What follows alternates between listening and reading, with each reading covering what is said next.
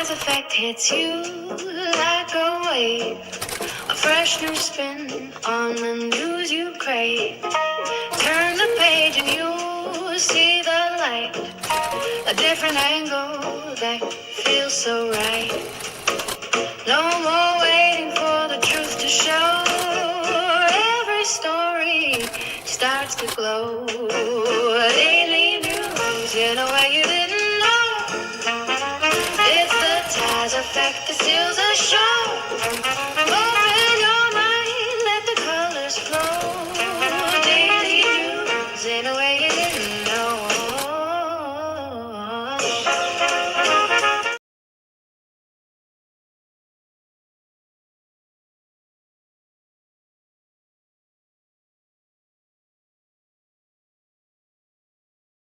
The collaborative response and approach to yesterday's event has been overwhelming. I know that we've had support from the U.S. Attorney's Office, from the Federal Bureau of Investigation, from the San Diego County District Attorney's Office, from every law enforcement agency here in San Diego County. Investigators have been working through the night. And here to talk about some of the details and things that we've developed over the last 24 hours is the Special Agent in charge of the FBI here in San Diego, Mark Remley. Thank you all for coming. My name is Mark Remley. I am the Special Agent in charge of the FBI San Diego Field Office. First, I want to reiterate our deepest condolences to the victims and their families for the horrific incident they suffered yesterday. Violence for any reason will never be the answer. The victims who lost their lives yesterday were there to help others, be part of a community that came together in peace. Instead, they were confronted by teenagers who appear to have been radicalized online to believe that they didn't belong because of how they looked or where they worshiped. They couldn't be more wrong. The FBI takes very seriously any violence, and we refuse to give these subjects a platform to try to inflict their hateful beliefs onto others. We will not stand idly by and give their hate any credibility. We are thoroughly investigating this case to learn everything we can and will not stop until we get to the bottom of what happened and why. But we also want to learn how this happened and what we can do to stop future acts of violence. FBI personnel are working diligently on this case to uncover everything we can about the subjects. I want to thank all the employees of the FBI San Diego Field Office and the U.S. Attorney's Office who worked tirelessly throughout the night. Our SWAT team, our evidence response team, special agents, intelligence analysts, professional staff worked side by side with our San Diego Police Department to collect every piece of evidence and review every piece of information we have so far. Here's what I can share with you that we know at this time about the case. In coordination with the San Diego Police Department, we're currently conducting extensive interviews with the subject's family and friends. We've executed 3 search warrants at residences associated with the subjects. Searches, we found and seized numerous firearms from 2 of those locations, including numerous pistols, rifles, shotguns, ammunition, tactical gear, as well as electronics. So far in this investigation, we've seized over 30 guns and a crossbow. We're continuing to process the information from all the locations, and we will provide more information when we're able to do so. We've also executed search warrants on the electronic devices the subjects had with them at the time of the incident, and we're in the process of obtaining additional search warrants for additional devices. In the vehicle they use, we also identified writings and various ideologies outlining religious and racial beliefs of how the world they envisioned should look. These subjects did not discriminate on who they hated. And let me be very clear, to anyone that thinks that they can end the world through violence, they are sorely mistaken. The FBI, our law enforcement partners in our community are much stronger than you think, and we will always serve on the right of good. I want to thank all of our law enforcement partners who responded to yesterday's shooting without hesitation. Truly, the quick work of the San Diego Police Department in tracking down the subject's vehicle and their instincts in intercepting the subjects helped keep a horrific situation from being far worse. We are grateful to all of our partners. We couldn't do it without them. We'll continue to work closely with all of our partners through this investigation until we get all the answers we all deserve. Again, we also want to thank the public for their patience, and we ask you to continue submitting information by calling 1-800-CALL-FBI or submitting any photos, digital evidence, or images you may have to fbi.gov/Islamic Center of San Diego shooting. To assist anyone in this community who was impacted by the shooting. This is in addition to the resources the San Diego Police Department and the District Attorney's Office are already making available. So that, I'll turn it over to the Chief. At the forefront of today's message and, our collective direction moving forward is to bring this community back together again. As a person that deeply cares about what is happening here in this city. Mayor Todd Gloria. Thank you, Chief. And thank you all for being here. Imam Taha, thank you so much for sharing your testimony and your witness and letting your fellow San Diegans know more about these three extraordinary men who, as you just heard, sacrificed their own lives in order to protect the children that were at that school and many others who could have otherwise been harmed by these two shooters. I want to be very clear that those two young men do not represent our city. These three Muslim men do. Their heroism, their selflessness represents the very best of this city. And Imam, you said that your community is mourning. I'm here to say very specifically, our entire city is mourning. We will mourn these three heroes for what they are, heroes. And we will remember their sacrifice always. I want to express my appreciation to our public. Well, you and your department have done an exceptional job. And I want the people of this city to know that we are protected by the very best. We fund them, we train them, and we equip them.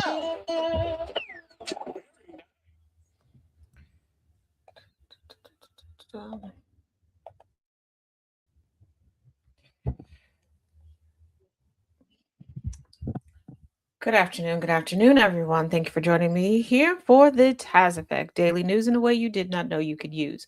For those that are listening in over the GCPR airwaves, either on gcpr.live or through our Android or iOS app, thank you for listening in. And for everyone else watching and listening from all over the social media sphere, welcome. We started off today's program with a press conference regarding the fatal shooting at a mosque that occurred. I cut it at the mayor speaking because the mayor is part of the problem. The mayor has been purposefully disparaging against Palestinians, against Muslims. And this is what occurs. Now people want to call for being more careful about your verbiage. Now they want to say that it's the left, it's the woke.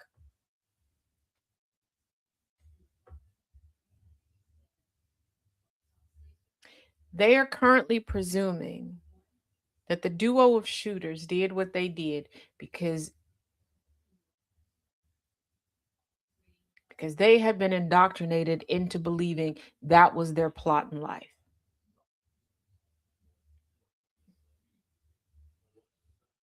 See, everybody's so focused on the domestic terrorists that are the white supremacists, but nobody's truly focused in on the array of indoctrination that occurs, the chipping away at self-esteem, self-identity that occurs, that draws people to fall into what you call them, because there gets to a point where somebody goes, if I'm going to be punished for what you're putting on my back, I might as well earn the punishment. Are we prepared for that? Are we prepared for that? Are we prepared for a multitude spanning generations to go, if you're not going to change and you have determined that I am this way, so I am going to act this way? Are we ready for that to become our new normal? Are we ready for that to become the status quo? Because that is what we are walking into.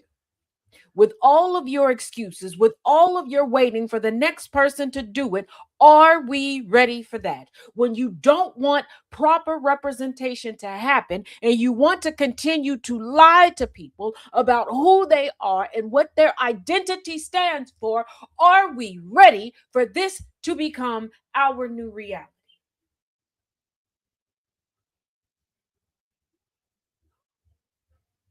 Or are you finally going to call out the BS Zionist that every time accountability comes knocking on their door, goes, oh, that's anti-Semitic? Are you finally going to admit that you cannot say never forget the Confederacy, but forget what created the Confederacy? That would be racism and chattel slavery. The antebellum period was not a period of greatness for all. Or are we going to continue to pass out thoughts and prayers quicker than we are passing out Kleenex? Are we going to continue to wipe ourselves off? Y'all are screaming about great replacement theories. Who's going to replace the population of this nation when we wipe one another out?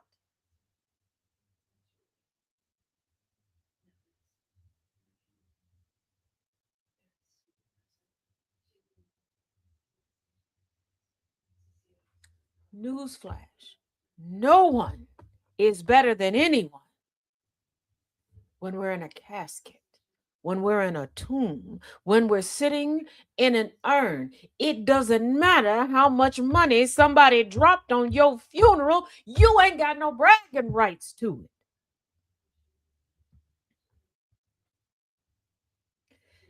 It's not going to matter what you do when you walk this earth if nobody is around to remember and carry the information forward. So what are we going to do to stop this from being our new normal?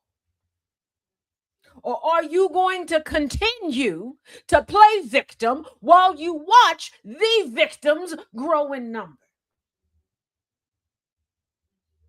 The leopards are on a feeding frenzy. They don't care if the faces are seasoned or unseasoned. They're eating up everything. Are you done sitting on your couch being a Monday night quarterback for no team whatsoever? Are you done giving excuses as to why you can't stand up for yourself? Because you don't need an excuse to go off on little Jessica down at McDonald's when she don't get your McCafe order correct. Y'all will match energy, be petty, protest, have whole campaigns to get somebody business shut down because somebody looked at you funny, or somebody wouldn't let you substitute this in for that, because somebody wouldn't give you a discount. But y'all don't want to do shit when it comes to your livelihood. I'm so glad that so many of y'all have already said that you're not like your ancestors, because I can tell you one time for sure, two times for certain, you're not like my ancestors. You're not like Nancy and Gabriel Prosser. And if you don't know who the Prossers are, you should have been signed up for my history class. You are not Sojourner Truth. You are not Phyllis Wheatley. You are not the Evers. You most definitely ain't Harriet. You are why she had to knock people out. You are why she always kept a 6-shooter. You are why she didn't tell everybody her plans.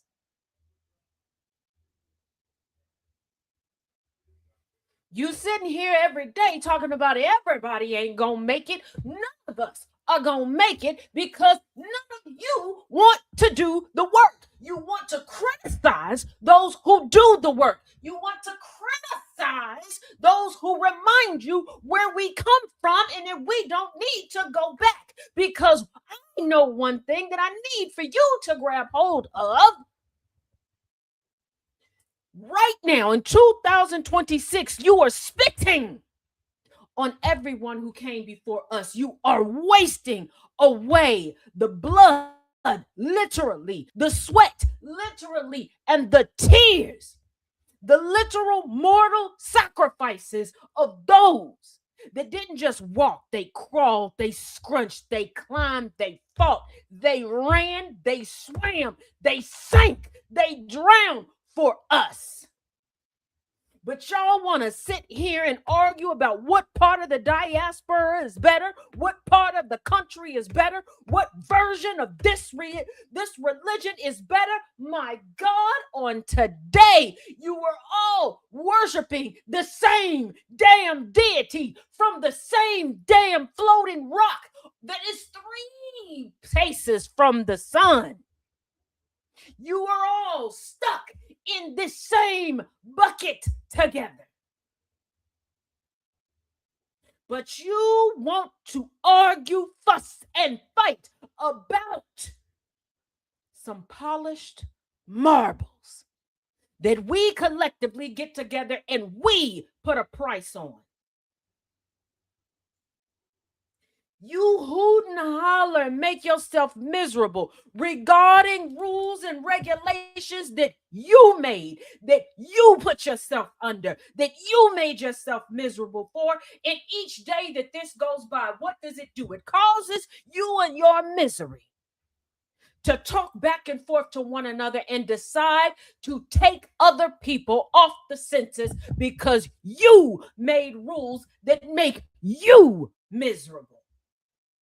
You will make everything but a good time your bedfellow, but then turn around and look at the likes of me to come and fix it while you sit and kiki and hee-haw while I and others like me do the good, hard work and get into the trouble. You sit there and you are a stumbling block for a good, gracious, collaborative society. And just like the plump, good for nothing, barely educated Timu Archibunker that you are, you want to perpetually complain that things aren't getting done fast enough.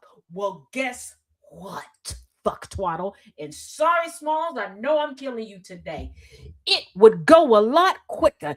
It would be a lot smoother if you would stop trying to own other bodies to labor for you and you get your lion. Cosplaying, save your ass up and do the work you claim you do so well. For the majority of the United States to be white-bodied individuals who love to sell the tale that they are the great saviors of the world, how come you ain't saved us from this?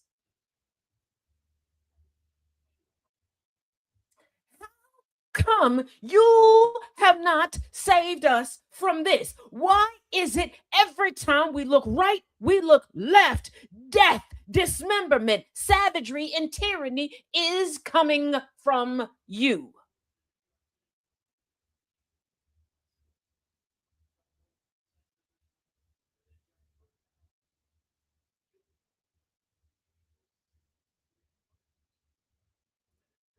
I don't need any more thoughts. I don't need any more prayer.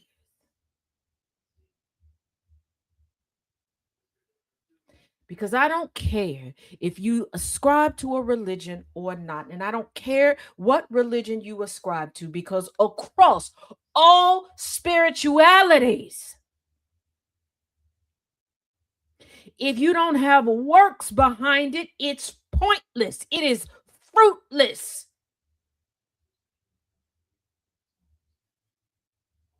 You can't keep sitting around thinking that a change is going to come out of nowhere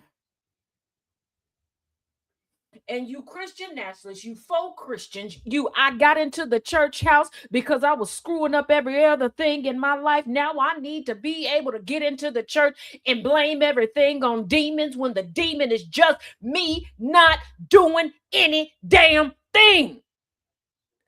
I'm going to need y'all to realize something, okay?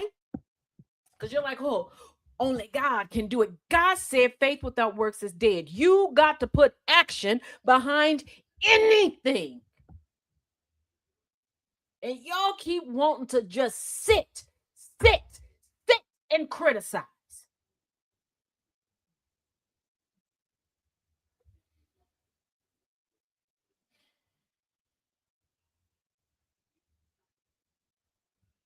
Half of y'all can't pick the right size damn underwear.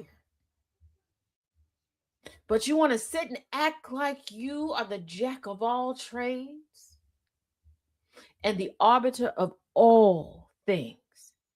Yet you have no ideas on nothing. You got people screaming about third parties, but in the in-between time, like right now, where are you on the grassroots? Where are the third-party candidates for state representatives right now, for school boards right now? Where are your platforms? Where are your solutions?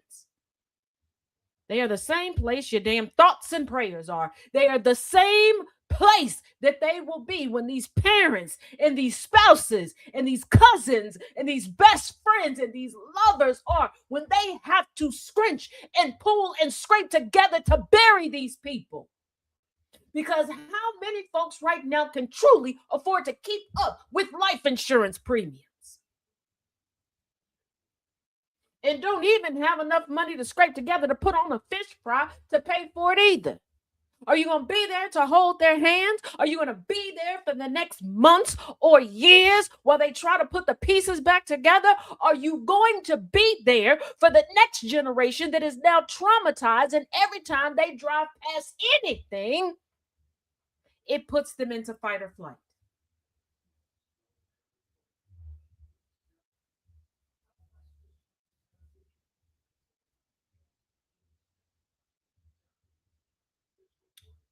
The United States sells to everybody. Come here, give us your all, and everything is for you. No, the only thing that we get is strife and death. Strife and death. The only thing we are guaranteed is to pay taxes, to sacrifice, and then to die. And this is why they give you religions, promising you everything your little heart desires after you expire. Minus all the fun. What? Yeah, you ascribe to one religion, you get a bunch of virgins. Well, first of all, where's the fun in that? Who wants to spend all of eternity teaching somebody how to do the things you already discovered that you like? Huh? And who's to say that those virgins gonna align with what you like once you teach them? Or, you're gonna be poor and destitute on earth, but once you get that resurrected body, you're gonna get a mansion. Problem is, once you get to heaven, you're not gonna recognize anybody because everybody gets a new body, a new identity. So you're in solitude up in that mansion. Huh. Hmm. Hmm. But it's okay to sit down here and call somebody a dirty this, a dirty that, because they don't live the way that you do.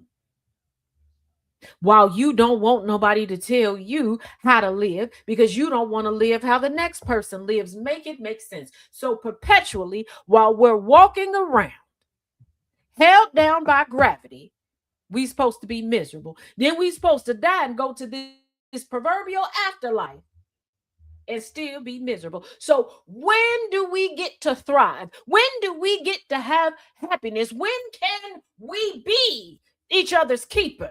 When is that going to be okay? When is the collaboration and the cooperation that society is supposed to be? When are we going to have it? When are we going to finally be the society of protection? Protecting the women, protecting the children, protecting the men, protecting the sanity.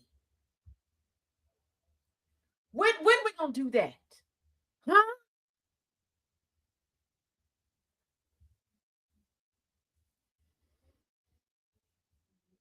Because now you can see Muslim men as heroes, but you couldn't see them that way before.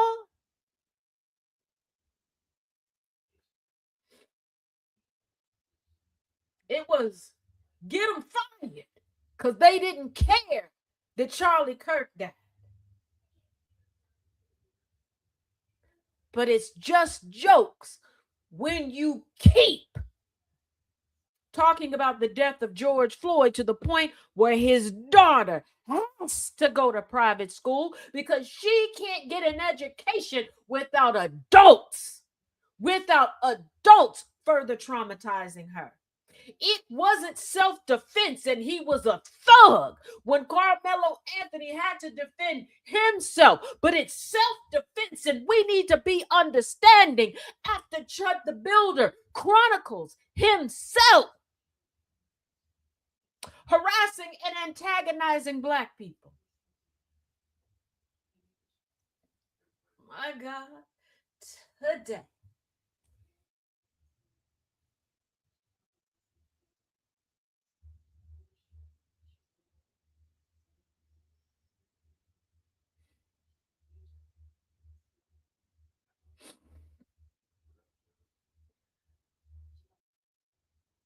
I had someone yesterday look me in my face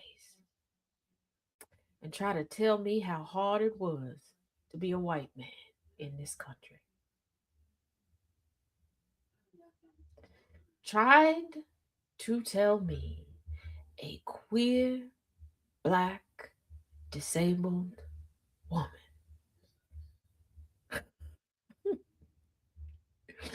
that it was hard out here for him.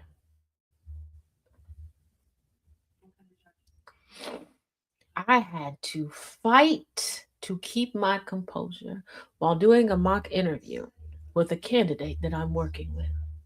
Because when I asked him a question about DEIA, and yes, I said DEIA because y'all know how I am. First thing he pointed out was who got the least amount of help from DEI. That's what he said. White men with no military experience. That was the first thing that came to his mind.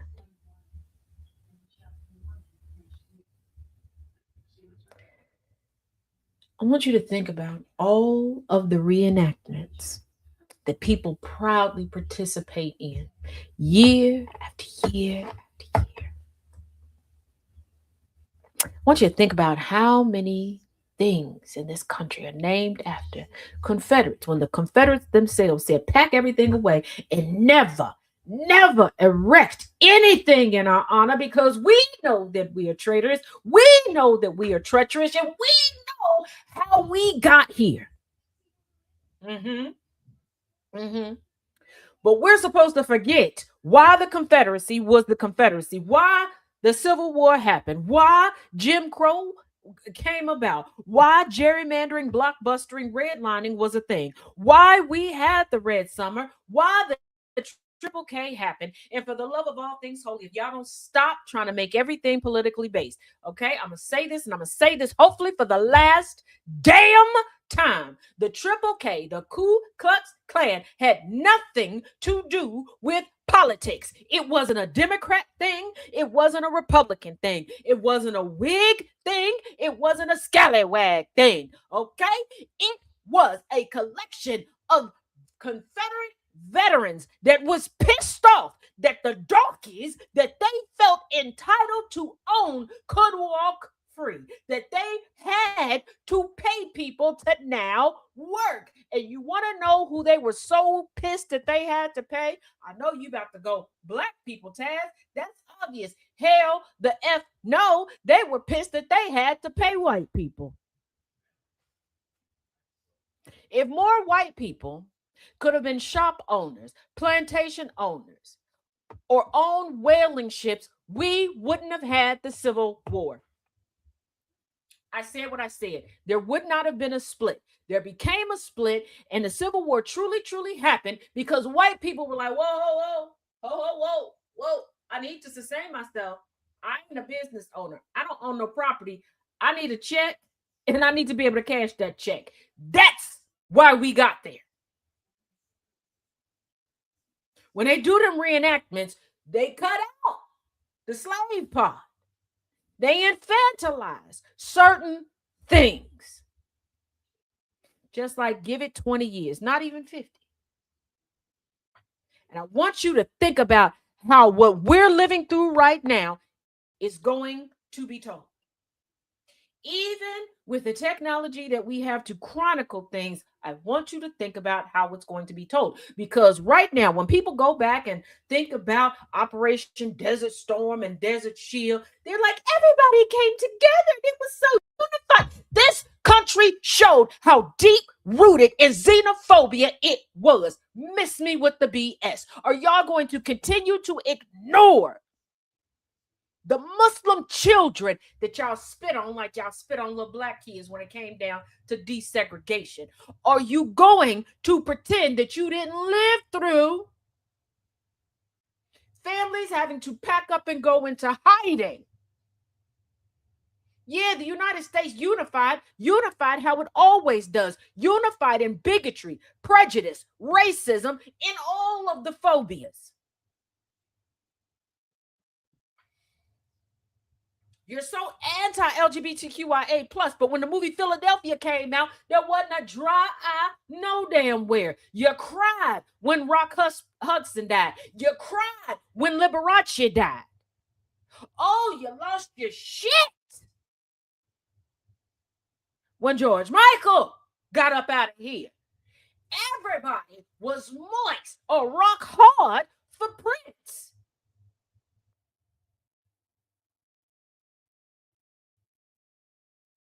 Mr. Tutti Frutti, oh, Rudy, never had a problem having a fan.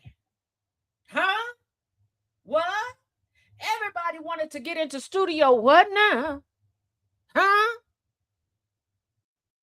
You didn't have a problem when Madonna was voguing up and down everywhere.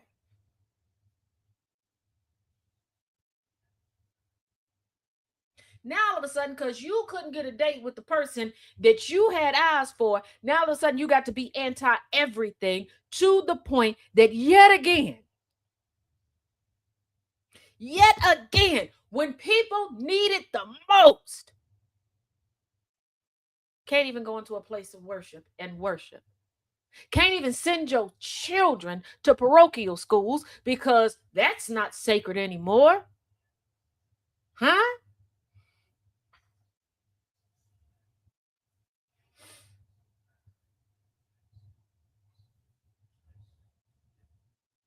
Y'all sitting here. When I was a kid, you had coochie cutter jeans on. You played basketball and nut hugger shorts, and you had a bust down better than anything that I see in 2026. Okay, men wasn't really going to the barber shop. You was in the salon sitting right next to me, Ma and Big Mama, sir. You had a pressed out, a perm, and a curl. I remember the 80s when everybody was a loosey juicy, messing up everybody's furniture with your Jerry curl juices. I lived through the time where the men had the car bags and the Merces. I lived through the metrosexuals. But now, all of a sudden, you got to prove that you man. You so manly that you're giving yourself a men's mental health epidemic, and you often yourself and your whole damn families at high rates, but got the nerve to get on the internet and get in everybody's faces talking about a damn replacement theory. You are why we are getting replaced. We are getting replaced by animals. Okay, the animals are just waiting like, you know what, these mofos is dumb. We're gonna take over all this shit. Don't worry, Roger. We're gonna get some good air conditioning. Just wait. give them like 2 or 3 more years. They don't wash their ass. They like to play with them guns and they don't know what they're doing. They like to throw knives and stuff at each other. They do all kinds of weird stuff with wood chippers. Yep. Like, please. It got the nerve to have 57 think pieces. Do you think political rhetoric is getting out? It's been out of hand.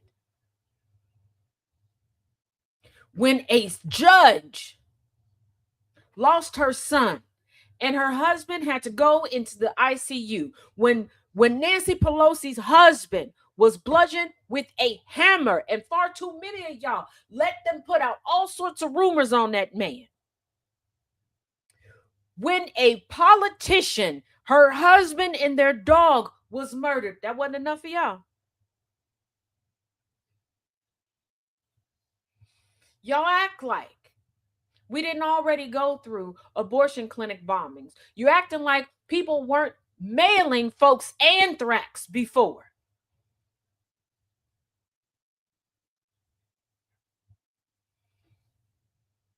And for the sake of all things holy, you dumb, wanting to control other people's bodies idiots. You are so against Planned Parenthood. Let me repeat that back to y'all. Planned Parenthood. Y'all sitting here saying don't have kids you can't afford. Take your time, plan it out. Whole organization, Planned Parenthood, and you're up in arms about it.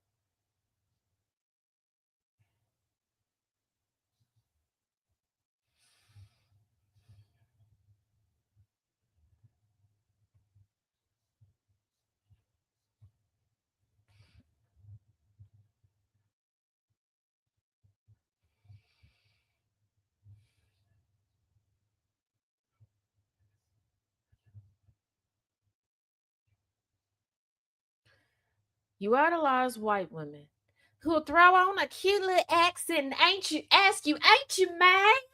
You want to come sit and have lunch with me? I ain't gonna send you no money for no lunch, but pish posh, I'm gonna show you all my great and fabulous things that you pay for because I'm gonna act like I'm one of y'all.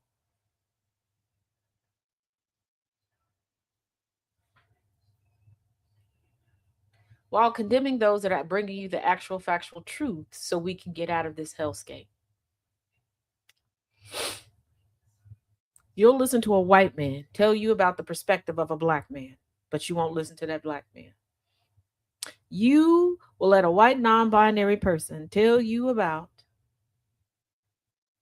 missing and murdered indigenous women, but you won't let her friends and family members tell you her story.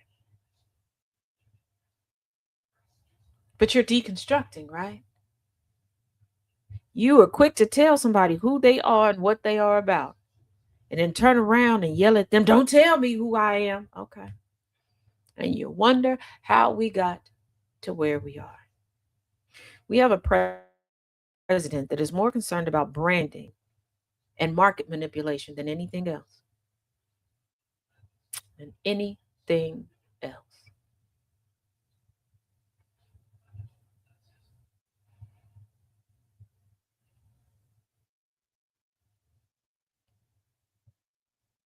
And don't give me the excuses. Oh, well, some people don't get it. They're not that smart. A bullshit. Where are the Second Amendment arguments? Where is the I'm 2% this, I'm 3% that? Where are the arguments of, well, everybody wears these braids. It's not cultural. And most importantly, where's all the don't tread on me? If they were being lied to and manipulated, all those things would still be circulating around. They would be asking questions. They would be confused. They're not. They know what to slip away and what to bring out and when to bring it out.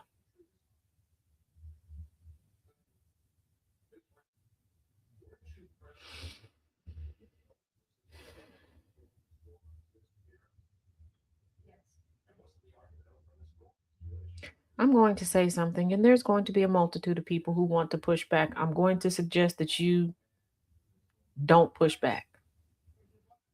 Read the room. Yeah, a lot of people forgot that they existed. Read the room.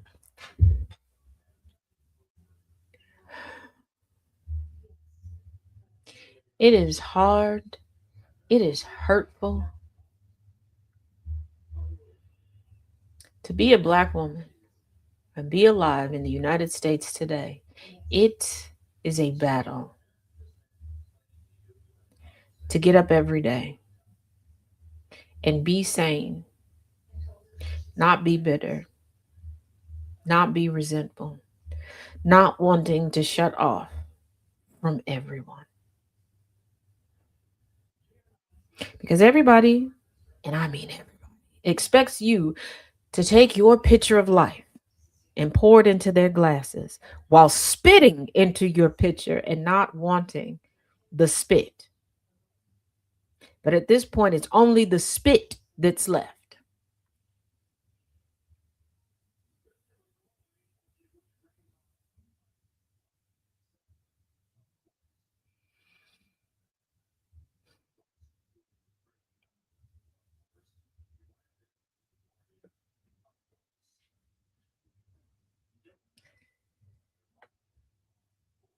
Nothing.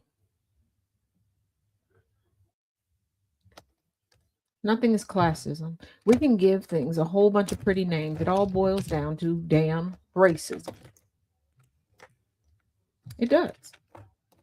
Before you go, yes, it is. It's the rich. No, it's not. I want you to go back and think about conversations you've had, content that you've seen, where people living in the same neighborhood, you know the demographic, the white bodied individual would be pissed off. We're in the same neighborhood. How did they get this? Because it's easier to indoctrinate and lie to a white bodied individual than anybody else. Because white bodied individuals are not really pushed to be educated. They know that this country is their oyster. It's set up to be that.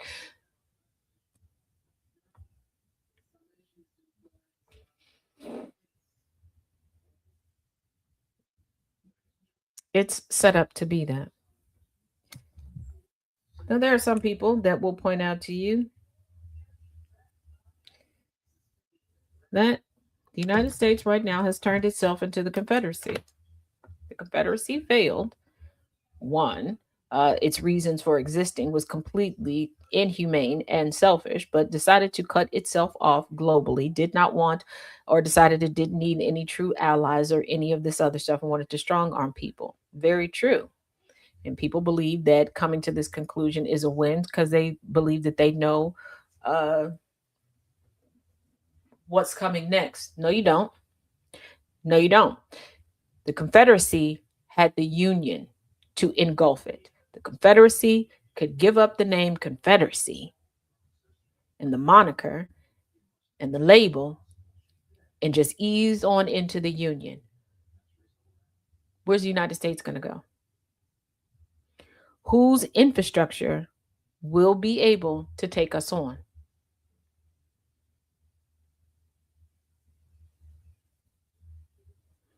Did you all forget that when the Confederacy fell, the South never rose? The South never even broke even again. The jokes you have about the South, I want you to think the worst regions of the United States, where they are right now. Imagine that getting worse and that being frozen. Now imagine every place else in the United States getting worse and that being frozen for about 100 to 300 years. Sometimes knowing what's ahead, it's not comforting.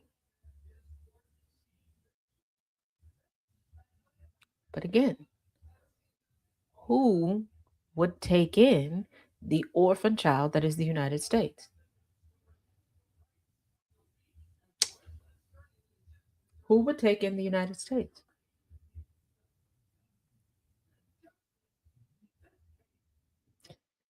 Because if it wasn't for the Union, nobody would have taken the Confederacy. I want you to think about that. There would have been a country that's not a country, just there. Just a collection of people on plots of land trying to make deals for somebody to consume them up into their area if the Union did not exist. The Confederacy of the United States was not a likable plot. I want you to think of the most annoying, irritating, self-centered, narcissistic individual you've ever had the misfortune of coming in contact with. Now imagine that being a country. Welcome to the United States. Who's going to take that on? Who's going to take that on? Not to mention, the United States has spent virtually the entirety of its existence trying to steal, kill, and destroy every other regime, every other government on this floating space rock for minerals, oil, leverage. Hey, sometimes just because they like the location and want a vacation there, or they thought somebody's daughter or wife was pretty.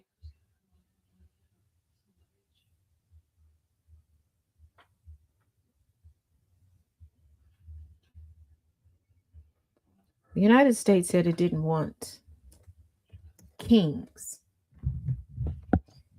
The United States surely sells the notion of conquerors. We're more like a collaboration of concubines, but pish posh. Why let details get in the way?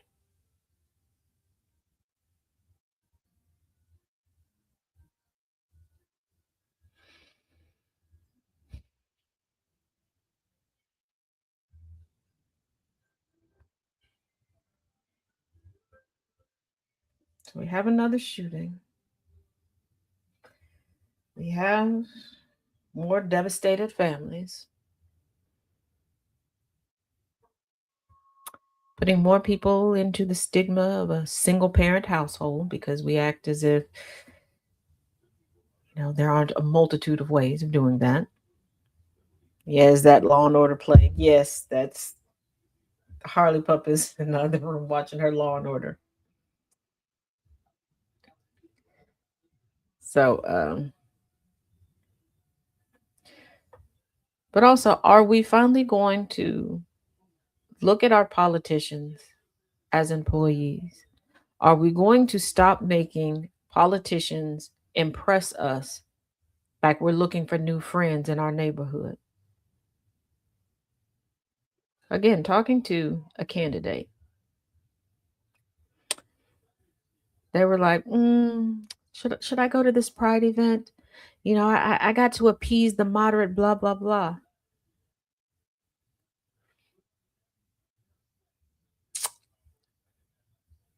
You're a public employee.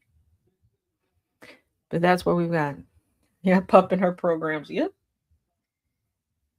You're a public employee. Let's get to the point where we stop looking for politicians to play the part in their campaign ads of hero.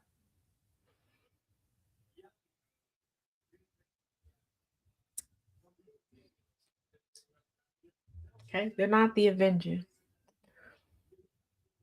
They're not Voltron.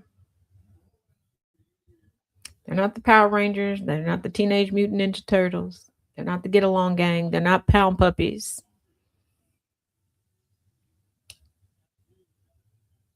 Because all of this wanting to be everybody's buddy isn't getting us anywhere. You want your politicians to, I like it when they seem like the type of fella I could go have a beer with. Why? Do you think that way of your surgeon, your attorney, your stockbroker, if you have one, your insurance agent, your kids' teachers? Absolutely not. You're having politicians not be able to get anything accomplished, which is making society more and more wretched for us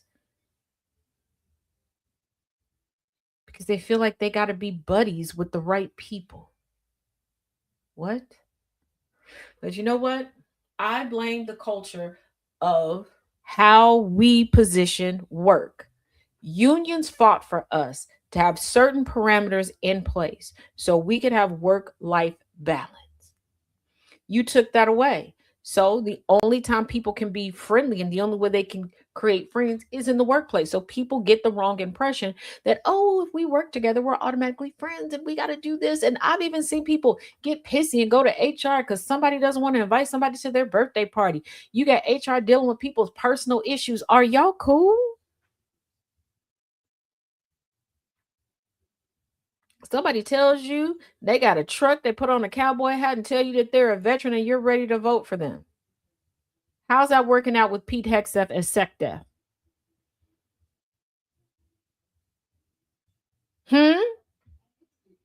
He's a vet. Got that truck. He's that alpha man. He sticks his PP in everything. He puts on the cowboy hat. Same with Cash Patel. Puts on the cowboy hat, drink him under the table. Yep, or Fetterman. Like, what are we doing? What are we doing? Huh? And this is no disrespect to anybody who's currently serving or who has previously served. But that's like saying, you know what? Oh, you just graduated high school and you moving out your parents' house. You know what? Come on over here. Yeah, you know what? You could be the CEO of this company because essentially you're taking somebody who's had everything planned out for them in life, who's shown that they can follow orders, and you've decided they're a leader. I know y'all don't like when I say that, but how many people are veterans and are just regular military? How many people make it to the ranks where they call the shots, where they're putting together the strategies and everything? So, generally speaking, by the numbers, you go into the military and you show that you're good at following directions. And like I said, I mean no disrespect for this, but you're deciding to put somebody in charge of you and to make decisions on a fly when their career up until this point is somebody else making all the decisions on the fly for them. So why not just go get an 18-year-old straight out their mom and daddy's house that still ain't figured out how to make a doctor's appointment?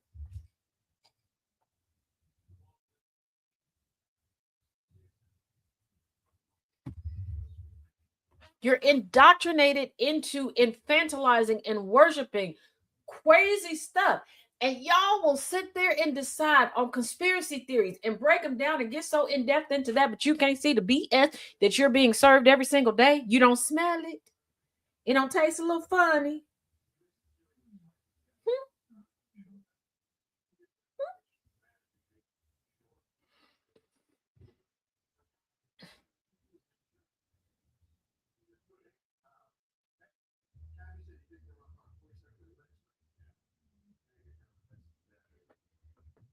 Like y'all scream about ableism.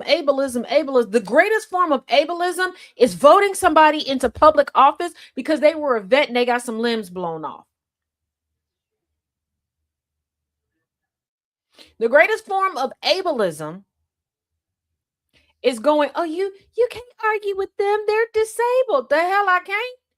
They done called me everything but my damn name. And I'm supposed to take it? Because they walk with a limp? So do I. Smells like boo, boo, boo. Yeah, you got that right, Tristina.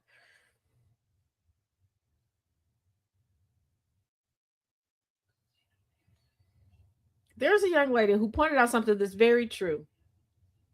Disability in the Black community, we don't care. And I'm not saying like, oh, we don't care, like, oh, we're going to put the kids in the corner. No, we're going to treat everybody the same. All the kids going outside in the summer to play. You go out at this time, you come in at this time for lunch, you come in at this time for a snack, you come in at this time for dinner. But everybody going outside to snack. Everybody got a chore around the house. When grandma pull up with them groceries and you at grandma's house, everybody bringing a bag of something in the house. You carrying something in. When it's time for Sunday dinner, everybody got, you go wash your hands. Everybody got a job. You know, if you old enough, you're going to be chopping potatoes. You're going to be peeling something, stirring something, whatever. Everybody gonna do something. You gonna learn how to survive, and we ain't treating you no different. Now we will work your accommodations in, but absolutely not. And there were so many people saying, yep, I didn't know until I went off to college, or I didn't know until I had to make my own doctor's appointment that I had this, and this. And the doctors was like, well, weren't you taking your medicine? They're like, yeah, I took medicine and I did all this other stuff. No, stop it. You want to wonder why we got to where we are? One, everybody got way too sensitive. And I'm not talking about people increasing in respect. That's completely different. I'm talking about people getting too damn sensitive. Now all of a sudden I can't debate with you because you in a wheelchair, but you done called me a nickel, a darkie, a chink, telling me to chimp out and everything. Girl, I'll push you in the traffic. Your mouth ain't disabled, and my legs just as disabled as yours, girl. It'll become roller derby up in this bitch.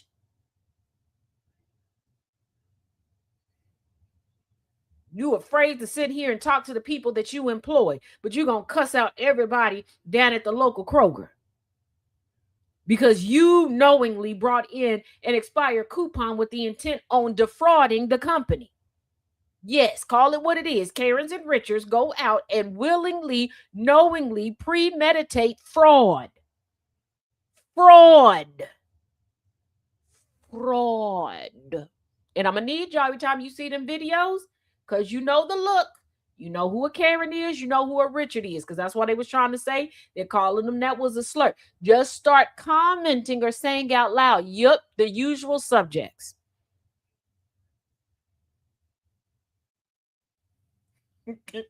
Roller derby is straight devious, but work. And taco shells are fried tortillas, so they are just the embodiments of the same thing. Absolutely, Amy. I'm telling y'all. Like, come on. Just like some of y'all gonna catch this, some of y'all won't. I'm not gonna explain it. This is for those that's gonna get it. And if you don't get it, this message ain't for you, okay? No tea, no shade. For a second, this might not be for you. But ever since I said, hey, I need help making a point, that person pretty much been radio silent, because I know they watch. I know they lurk and they watch. And now that they know that everybody on their shiz naive, now if we can do that on a small scale, we can inch it up and do it on a larger scale. This is our grassroots movement. Call it the movement of accountability. Call it the mud deer movement. Okay, I don't know if you had a mud deer, but I had a mud deer. Okay, that woman was not to be played with.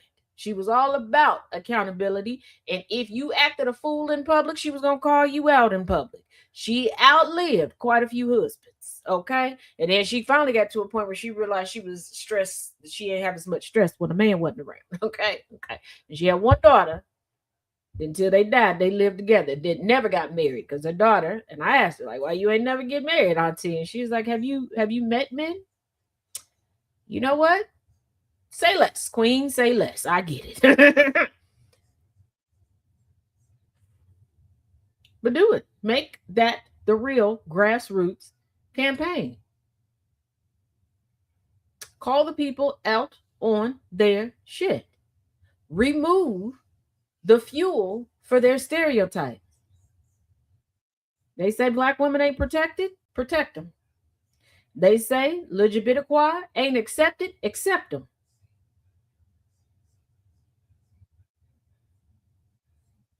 They say that we stupid. Stop being stupid. Education is everywhere. When TikTok had Hillman talk for a short period of time, y'all was ready to buy highlighters, pens, notebooks, and paper to get it in. There are still people teaching classes. I am one of them. Teach yourself. Y'all always talking about YouTube University. Pull up.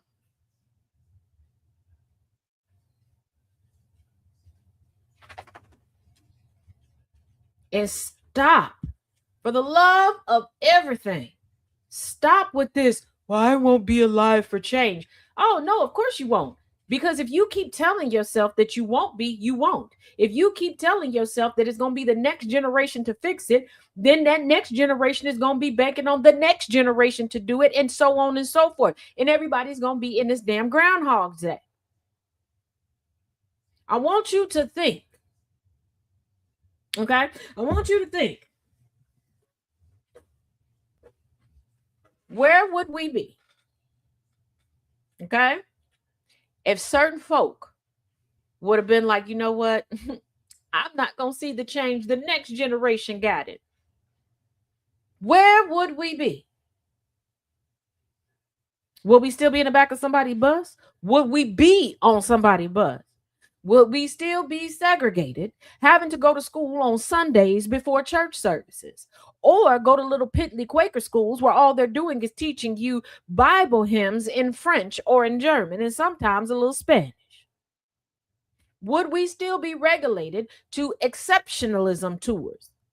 Don't know what an exceptionalism tour is? Where they would round up Black people, the darker the better, and take you around the United States and around the UK and go, oh, I found me a friend. This is my friend. They're so smart. They're one of the good ones. You see how smart they are? You can have a whole conversation with them. Yeah. And they can talk back to you too. And this one can read and write. And this one do the tap dancing. And this one, they're really special. They can play the cello. Exceptionalism tours.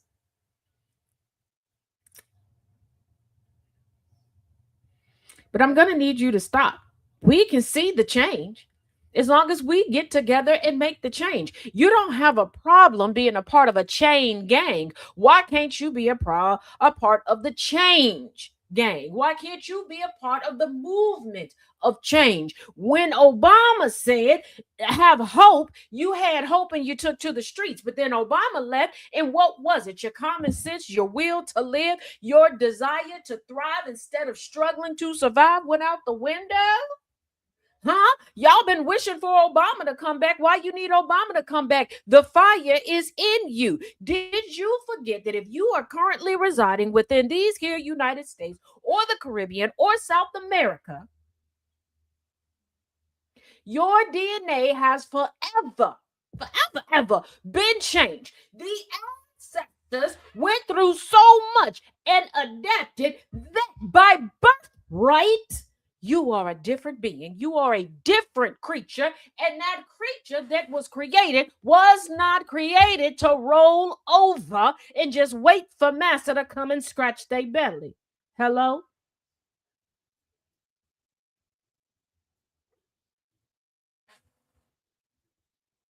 Now, sometimes y'all get friend Taz. Sometimes y'all get most of the time, y'all get little sister Taz. Many of y'all get the educator Taz. Today, y'all are getting the slightly pissed off, very hurt, and frustrated good bishop.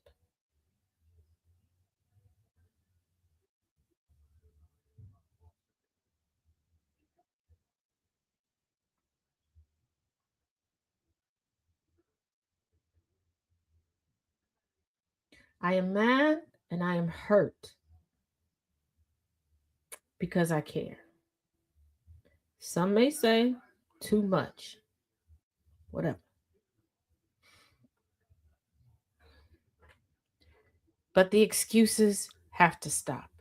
If this was a relationship, what would you tell your friend?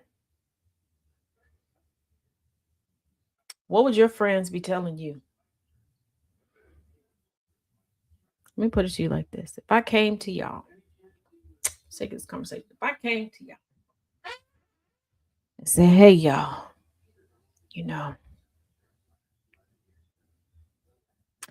this relationship with Rika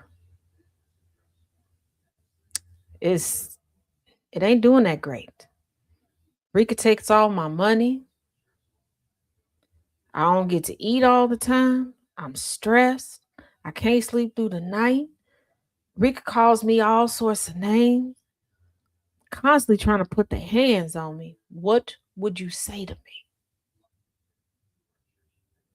Like, you know what? I can leave the house, but Rika say they got to go through my phone. And when I come back, they got to go through my phone and pat me down and check me. They got their homies and their brothers and sisters all out in the street every time I leave. They flew a helicopter and landed on my roof and kicked in my door once. They even went after my friends and family. Man, and they keep saying my portion of the bill's going up higher, but they going up higher because, Rika be causing fights and stuff with people. That cost me a couple jobs. What would you say to me? America, chaos. Jesus, follow the analogy. What would you say to me? What would you say to me? If I came to you and said that was a romantic relationship I was in, you wouldn't tell me to continue to sit there and take it. So my question now is, we're all in a very unhealthy relationship with tyrannical ass Rika. Why are we sitting here taking it? We tell each other every day, that ain't worth it. You a queen, you a king, you deserve better. Don't let them do that. Go no contact. So why is it we keep putting up with Rika shit? Hey, Vix.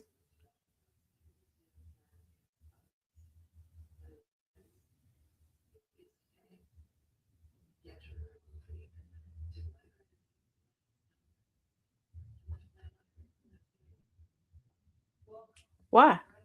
Hmm?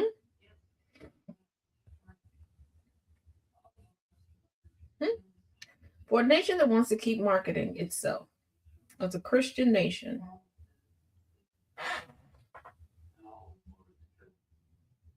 first of all, where the hell is the free wine? These is jokes. These is jokes. The super Christians, take your damn capes off. Put your big S on your chest to wait till Sunday, because that's the only time you really take it out anyway.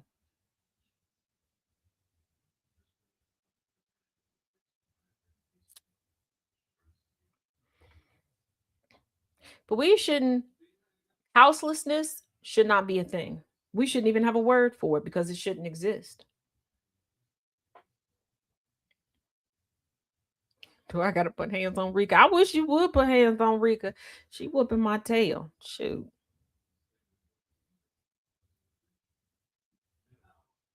Oh, and to the company that makes Reese's and all the other good chocolates, thank you for learning your lesson and deciding to pay the good black people so we can have the real chocolate back, because that shit was getting nasty. Okay. If you ever try to skimp on my chocolate again, I'm gonna pull up on you. I'm gonna pull up. I'm gonna whoop your ass. Okay, I'm gonna pull up on you.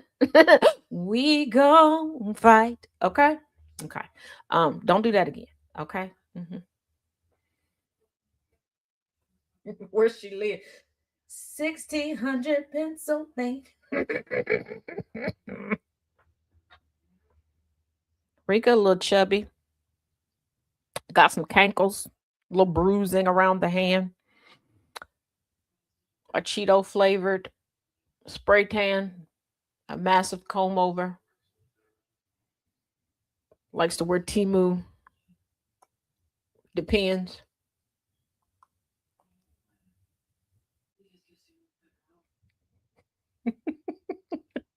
I want to say something about, but you love that chocolate. I tasted the difference in the chocolate when they was like, we're not gonna pay the black people to get the real chocolate. That shit was getting nasty. That was, if y'all notice, there was a period of time I was not talking about the Reese's because I was like, "Whoo, this is brutal." Like, yes, Amy. Rika wears some ill-fitting shoes. Got some messed up posture. Smell a little funny. Got the IQ of a deceased rodent. Why my Hershey's bar been like that exactly? I'm trying to tell you. I wanted to do some chocolate dip pretzels. The chocolate wasn't melting right. Oh, hell no. Nah. Oh, nah. Oh, no. Nah. I done up and done it.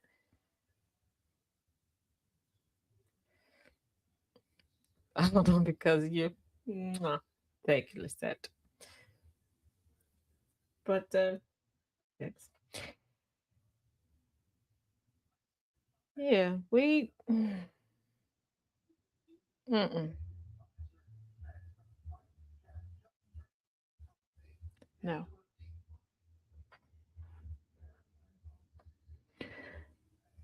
Also, y'all,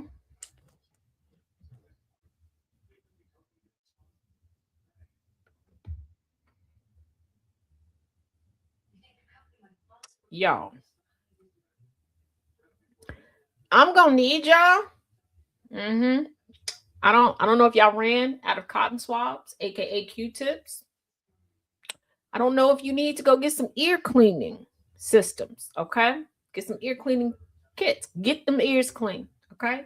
Okay? Mm-hmm. Mm-hmm. Mm-hmm. And why do I say that? Because y'all don't be listening all the time, okay? If the room is kikiing and hee-heeing and ha-hawing and having a funky good time, stop walking in telling us something tragic. It's not that we don't care about you. It's not that we don't love you. We do. But especially nowadays when we need a good chuck, don't come in and take a big diarrhea poop on our parade. Okay, detergent is high. Okay, we can't be doing laundry every day because you want to poop all over everything. Okay, okay. I told y'all. You may not always see me in the comment section, but I'm that you better care. Chaos. You don't get me there. Yeah, the laugh is much needed. I'm telling y'all, y'all think I don't be seeing y'all. I see y'all. I'm just a lady. I'm demure till I need to be demented. Nana J said, "Behave, chaos."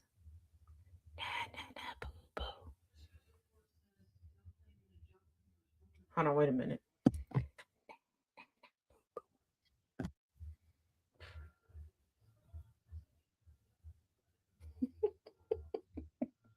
Thank you, Amy. Hashtag Team Test.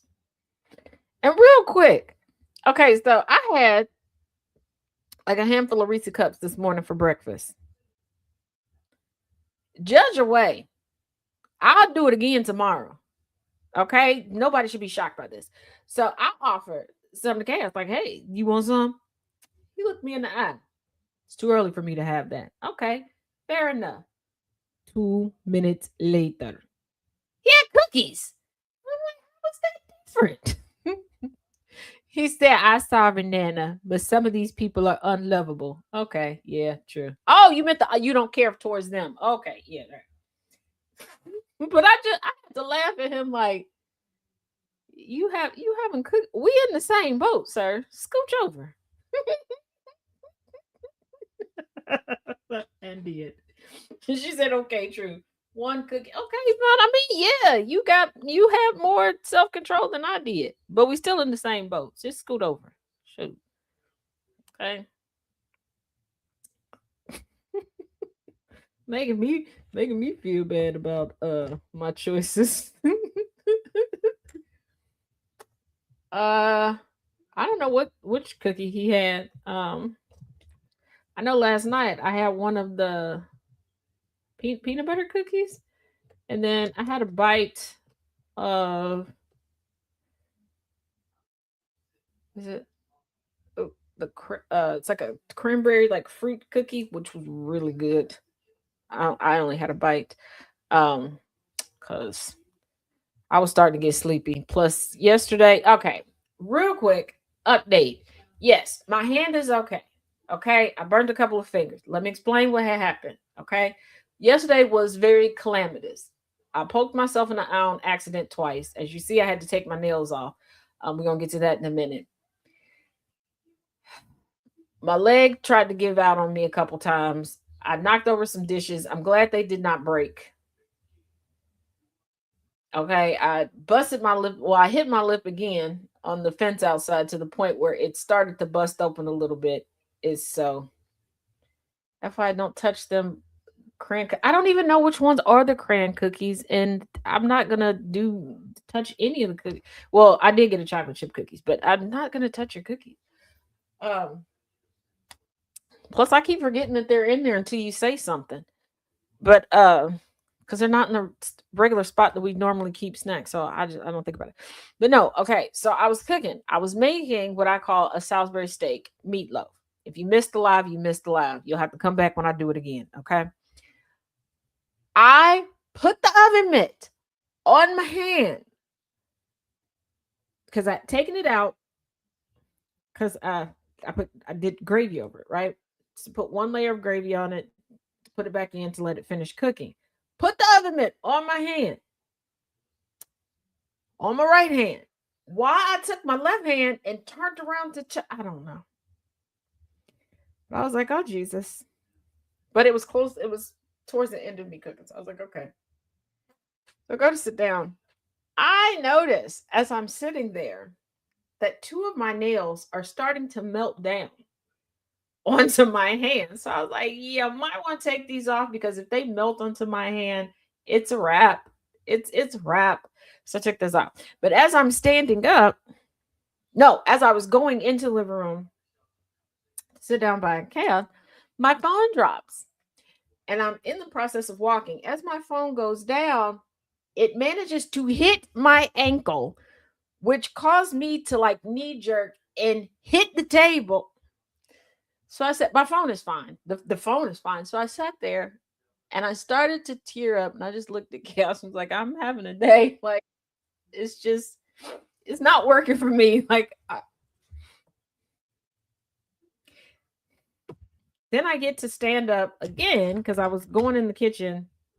I don't know what I was going. Because I made myself something to eat, came out, went to sit down, forgot my water because I'm trying to hold things with one hand, with one arm. I go to stand up. My leg is like, where you going? Where you going? So then we turn on the show of a series that we have been watching. Well, he's been kind enough to rewatch it with me because I hadn't seen it. And I'm like, wait a minute. This can't be where we stopped at. What is going on? How did we get here? Like, so then I'm thinking, have I lost it? Have I lost it? No, for some reason, the streaming service pushed us 2 seasons ahead of where we were. It was a day. It was a day. It was a day. But y'all know what time it is right now. It is time for, can you smell what the smoking hotness just Hey everyone. Hey Taz. So yeah, and I don't think I have fingerprints on You were jacking yourself up cooking last night. Burned 3 fingers and the leg was trying to act up. Oh, and then I hit my knee on the counter while trying to get the pepper out of the cabinet.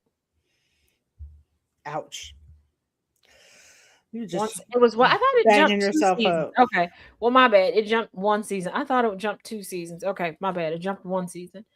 So I don't know how we got there. Nana J said, hey, Jess. Hi, Nana J. So yeah, it was just it. Do you ever have that problem when you're watching a show on a streaming service and then some reason in the middle of the show it'll just skip to the next show? Like it'll go to commercial and come back on a brand new show? It did that the other day when I was watching The Boys. Good show. I have to catch up on it. Because I was watching it and I'm like, okay. And it was getting to one part. I was like, okay, let me really focus and pay attention. And I'm like, what the fuck? What? We were in the middle of a conversation. Where did this happen? So my daughter always has it to me. She says, lock in, mama. Right now, you have to lock in on this part. That's what she was saying to me, like every other scene when I was watching it with her. Yeah, so I had to stop it. I stopped the whole thing, and it had jumped like 2 episodes. So I went back to the episode that I was on. Then I get to the next episode. get to a commercial. It went back one episode. I was like, you know what? I'm gonna walk away from this right now. I'm gonna just walk away. I don't know what's going on, Mhm. but it's messing with me. Because like, what the? And you didn't have the energy for it. Nope. Because I was just like, because the first one, I was like, wait a minute, it was two people having a conversation. Came back, it's a whole fight going on. I'm like, what? And it wasn't even a fight with the two people that was originally. I was like, hold on. But yeah, yesterday I'm like, what the heck? What? Huh? Had you lost and confused in a confused state. My mind's like watching a TV show, watching a movie for like a minute or two every so often. I'll lose focus, but it's a minute or two. I can recover from that. Mm-hmm. I'm like, did I just not pay attention to it? Like we watched 3 shows. Who? Wait a second. Hold on. Somebody's at the door. I don't know who's at the door. Y'all don't go nowhere. Oh, we were surprised at the door. Uh-oh. Hey, everybody. It's always good to be here with you all. I hope you're having a wonderful day. I'm sipping on coffee. Nana J, I just had one of your Kit Kats. It was yummy. Thank you so much.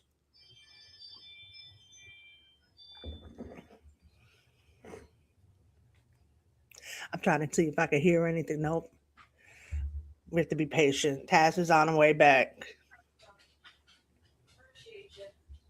Maybe it's a special delivery. I'm sorry. Look at me. Thank you. Sorry about that. I had to also bribe Harley Pup because I was like, "Hey, go okay. to the door." And I was chatting with everybody for a little bit. she looked at me like, "Heifer, my show is on." Before we get back, she walked right over to her tree, like, "You took me from my show." For this? Okay, so and the ups guy, the UPS guy, sitting there like, what did he drop off? I'm looking, he done hid the packet. Okay. Whew. So you did get a special delivery. Okay. Yay. Yes, I did. Can I get it open? I'm struggling. Whew. Okay, I got it. I'm sorry. I got it. Okay, I know. I'm really messing with you. I'm disturbing all your stuff. I'm sorry, baby. Okay. Oh, Reese's Pieces. Gotta love the Reese's Pieces. Those are fun to put in cookies. Okay, that's what I was supposed to do the last time, and I never did.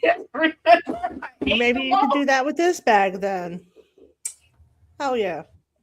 Yes. Put some chocolate chips in and some Reese's Pieces. Delish. Delicious.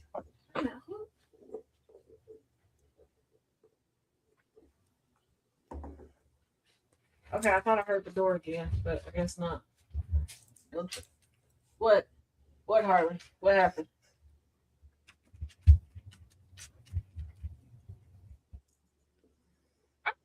Whenever I think I hear something, I always joke to myself, like, you can't hear anything, Jess. What how do you hear things that aren't there when you're deaf? Right. I'm like, I don't know. And I was like, was that a noise? Harley just came and looked at me, looked me up and down, then ran out. So heaven. Just hearing phantom sounds. What? That's it. What? I'm not interrupting your show no more, I promise. That's it. You inspecting the box? Okay. All right. I don't know. I guess I'm in trouble. I don't care. I mean, when are you not? Exactly. She run a strict ship over here. She's still mad because it started raining yesterday. And I gave up trying to explain. Thank you, Nana J. I gave up trying to explain to her that I don't control the rain. Right. Like how are you in trouble for the rain? You didn't cause it. I don't know, but Harley is temperamental when it comes to you. And the squirrel revolution seems to still be happening outside. I'm convinced that's Caesar's cousins. More Reese's? Hey. Hi, Chaos. Hey, y'all. Did you come to steal some of Taz's snacks? I came. I'm not gonna steal them. I'm just gonna take them. No, I forgot my. I need to check to see how much my blood sugar is to Livometer at home. So, Oh yeah, you need that. You gotta have all your equipment. Yes. So I had to come. I was on my way by, so I had to come get it. I think she's coming to tell you that I went out on the porch. Oh, I saw the whole interaction. I heard it. Come on, Harley. I know, but she don't know that you saw it. She does. She gets mad she snitch every time I step on the porch. Pepper's Farms remembers. That's what she's there for, though, to keep an eye on you, give tabs out on Taz, tabs on Taz. I don't want candy. Oh, I was about to ask you, did you want some Reese's Pieces? No, right now. Oh, Reese's Pieces, I take it. Well, you got to open it because I can't open it because of my hand. Jesus. Did she tell y'all how she did it? Yes. Yeah. Well, Jess was there. Jess saw it. No. I think y'all need to know that I told them. she put on an oven mitt. I told them. She picked up the pan with the hand without the oven mitt. I've definitely done that before. Look, I said I'm brilliant, just not always smart.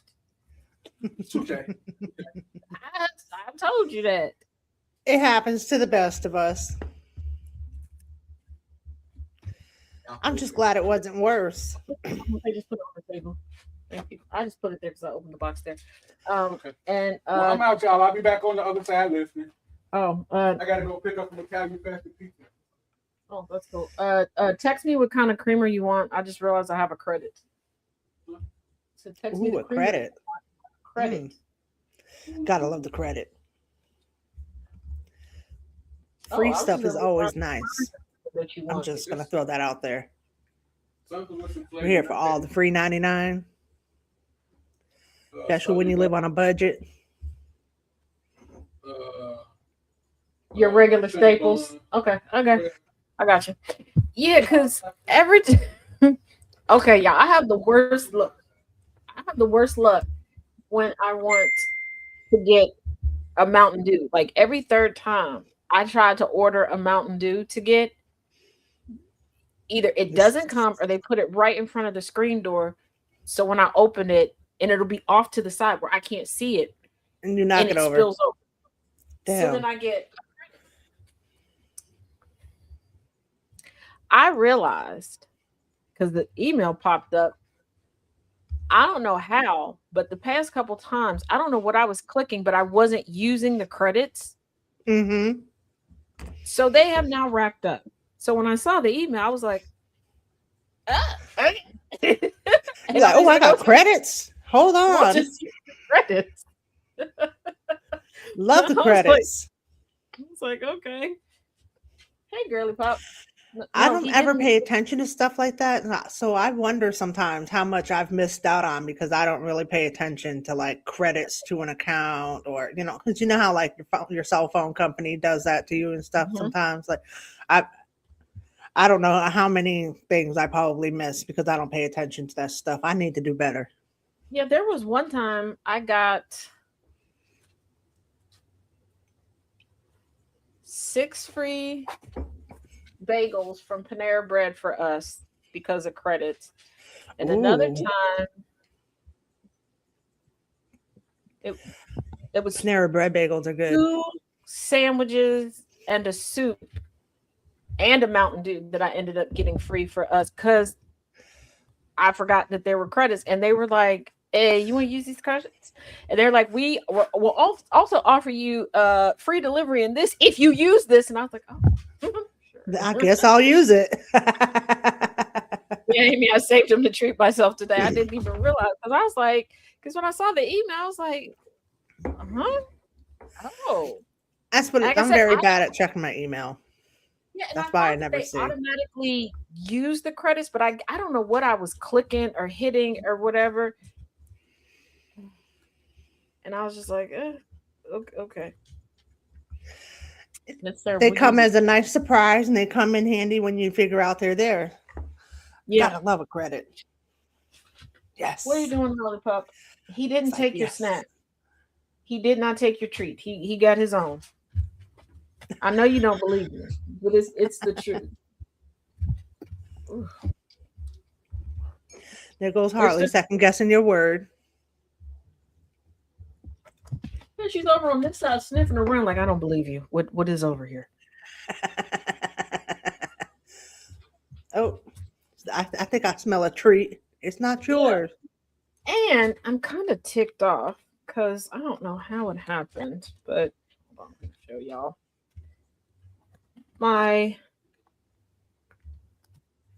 Oops. Ooh. Okay, that was almost disastrous. Let's push this down. There we go. So, my little bow charm Mm-hmm. that goes on here on the back end of my journal came off. I think it screws back on. I think. Oh, no. Well, hopefully you can get it back on there.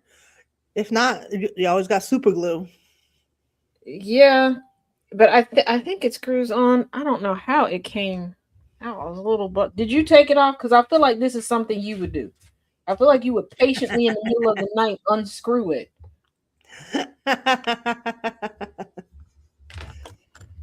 Did you just blame Harley? He hasn't ever taken her treats.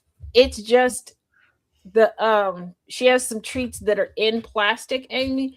And so anytime she hears any type of rustling of plastic now, she thinks that we have her treats. And it's not just she thinking that he has them. She also thinks that I have them. Because there was one time she was being so sweet to him, and we're like, oh, he's about to go to work. Like, oh my goodness, she's gonna miss you. Then I was like, wait a minute. I looked at where her eyes were looking. She thinks you got her treats. So he gave her a treat. So yeah. No, get from over there. You didn't have enough. I'm gonna mix up. I'm gonna switch up where your dang treats go. No, don't come over here bullying me. Don't do it. I still got the video from over on Substack when you came over and you was bullying me. I think Harley might be a little spoiled. There's nothing wrong with that, but I think Harley might be a little spoiled. Harley catching straight. Harley is. First of all, Inferno, you were there when she was beating me up. She may have done it. She watches Law and Order. She does. She watches Law and Order religiously. Law and Order and oh, you don't want me to tell him? I want to tell him. There's another one.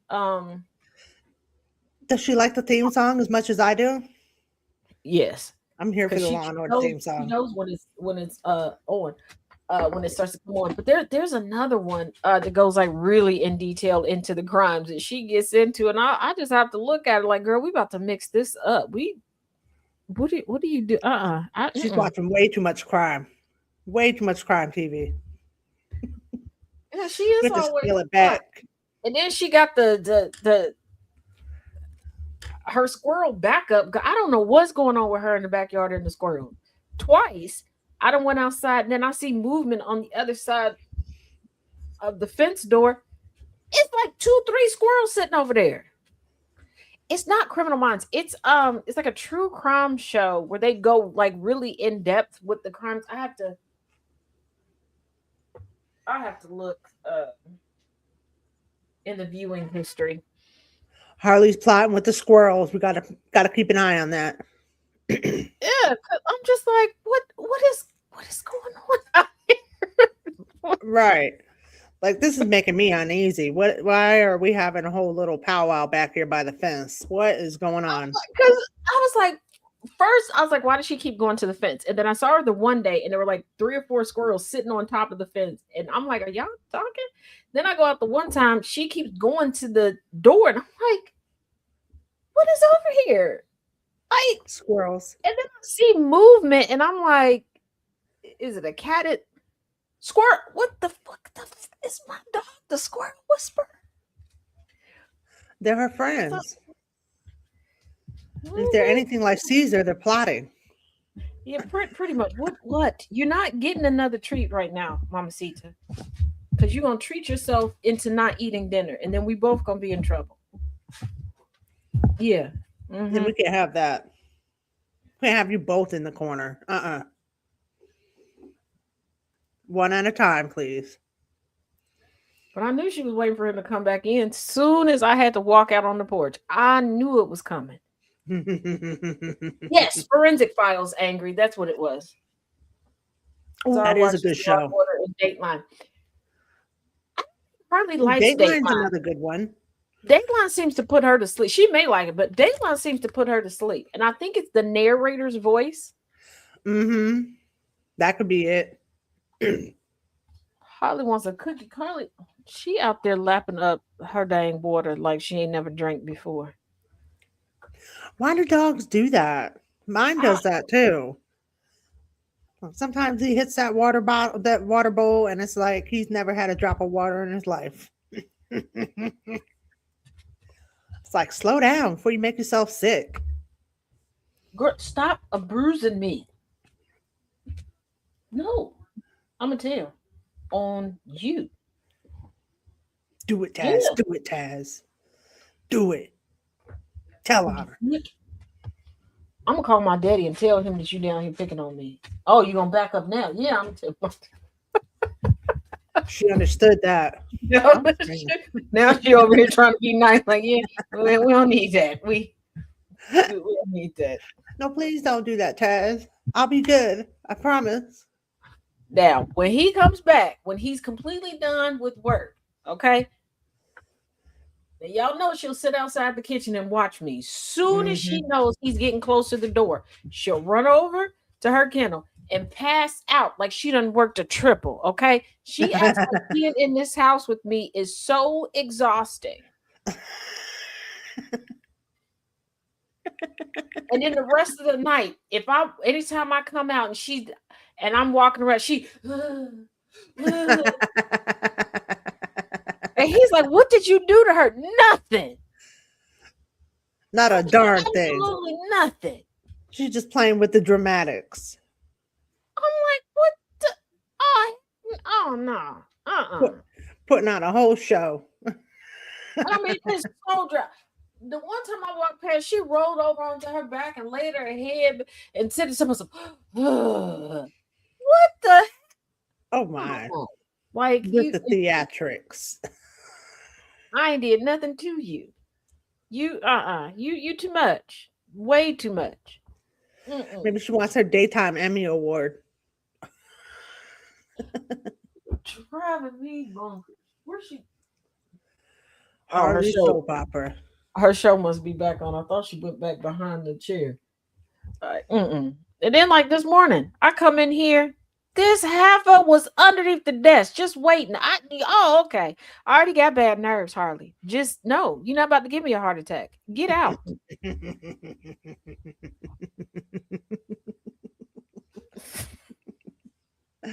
Oh shit! You and Harley always keep me laughing. I'm like, absolutely not. It's like, I know he took her outside this morning. Okay. I was the first one awake. I came downstairs because I had to finish putting together this week's schedule, right? So he took her outside. I go get dressed, everything. Then he goes to get dressed. Soon as he goes upstairs, she comes and acting like she needs to go outside. Girl, I know you just went. You ain't even been in here from being outside for an hour. Absolutely not. You're not about to manipulate me. You're not about to get me. She was just trying to get a little extra fresh air. Like you said, and the Oscar goes to, it definitely goes to Harley Pup. Like, put it, no. Nope. No.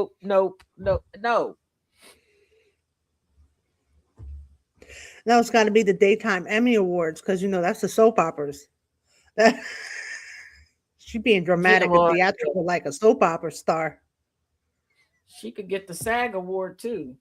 Oh, yeah. I'll tell you, she got to have a Screen Actors Guild card. She got to. I believe that she does. The next last. She ain't going to save nobody. She going to snitch. Now, okay, I will say she does try to save me when I sneezing or whatever. Because last night when I was all busted up, she did come to try to help me. Okay, when I came in the living room, she was like, "You know what? I'm gonna take care of you." And then she's like, "Wait a minute, I want to play. Hold on, let me go get a toy." Like you feel better. Like I came over here for 30 seconds. You feel better, right? Okay, we about to play. Like But it's nice she had to check on you first. That's nice, Harley. Angry says she going for a full EGOT. We've heard her sing the songs of her people, so it's only right be in her future. Not the EGOT. She do be over here singing the songs of her people. It is funny because like she'll get slightly vocal when it's Mhm. just when he's on, she'll huff and puff, but that's about it. With Mm. me, oh, she gets smart as hell. We me in here full blown arguing.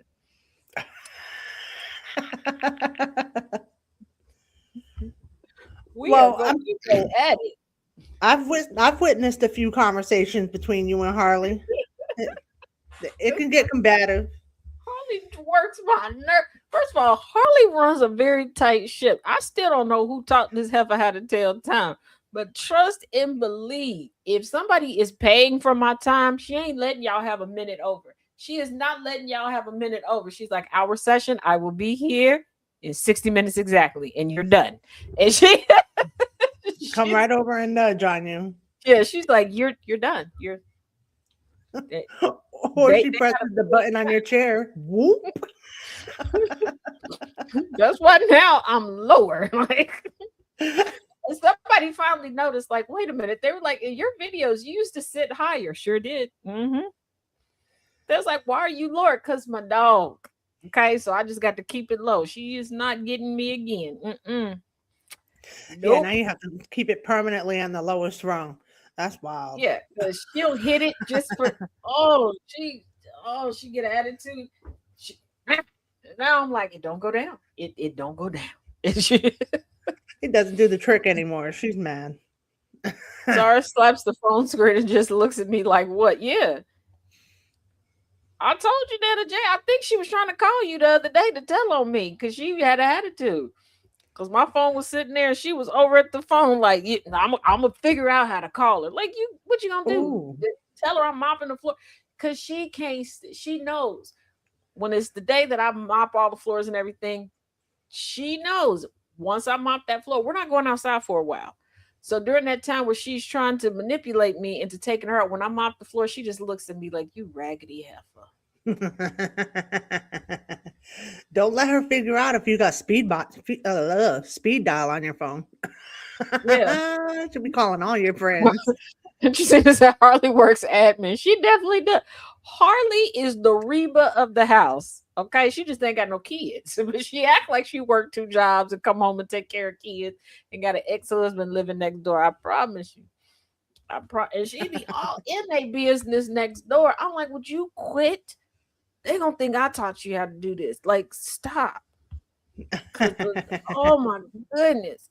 I'll let her run around. She'll go over and be all up on, like, press her ear Just all up nosy. against that side. I'm like, would you get away from there? You don't need to be in them people business. Get over here. Like, no. No. I'm just checking everybody out.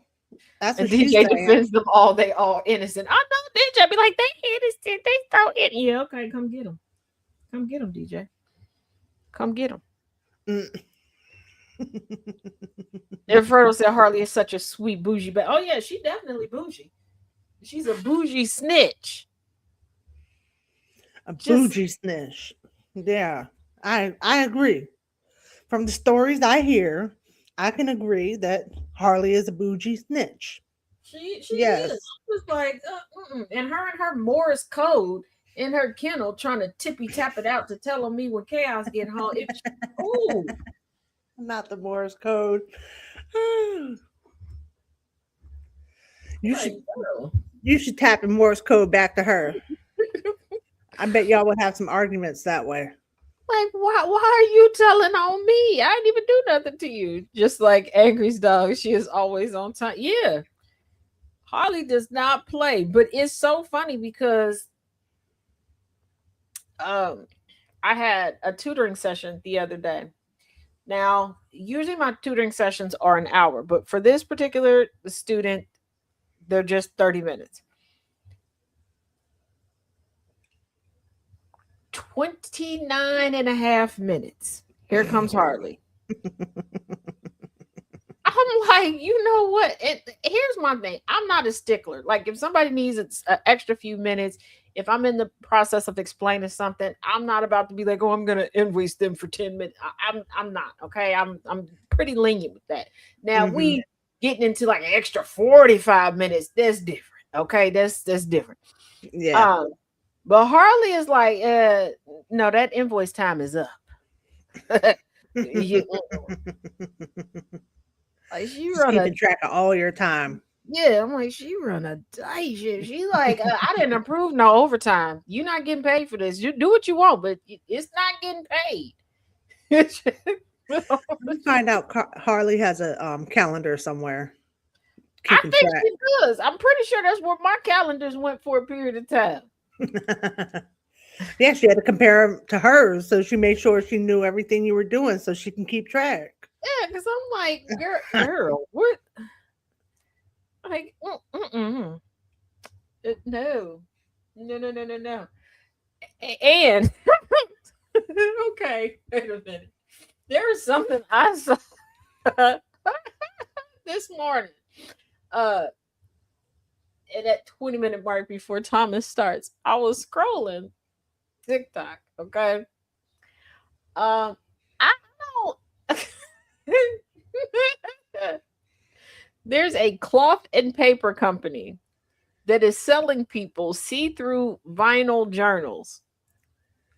Huh? Yep, that's what I said.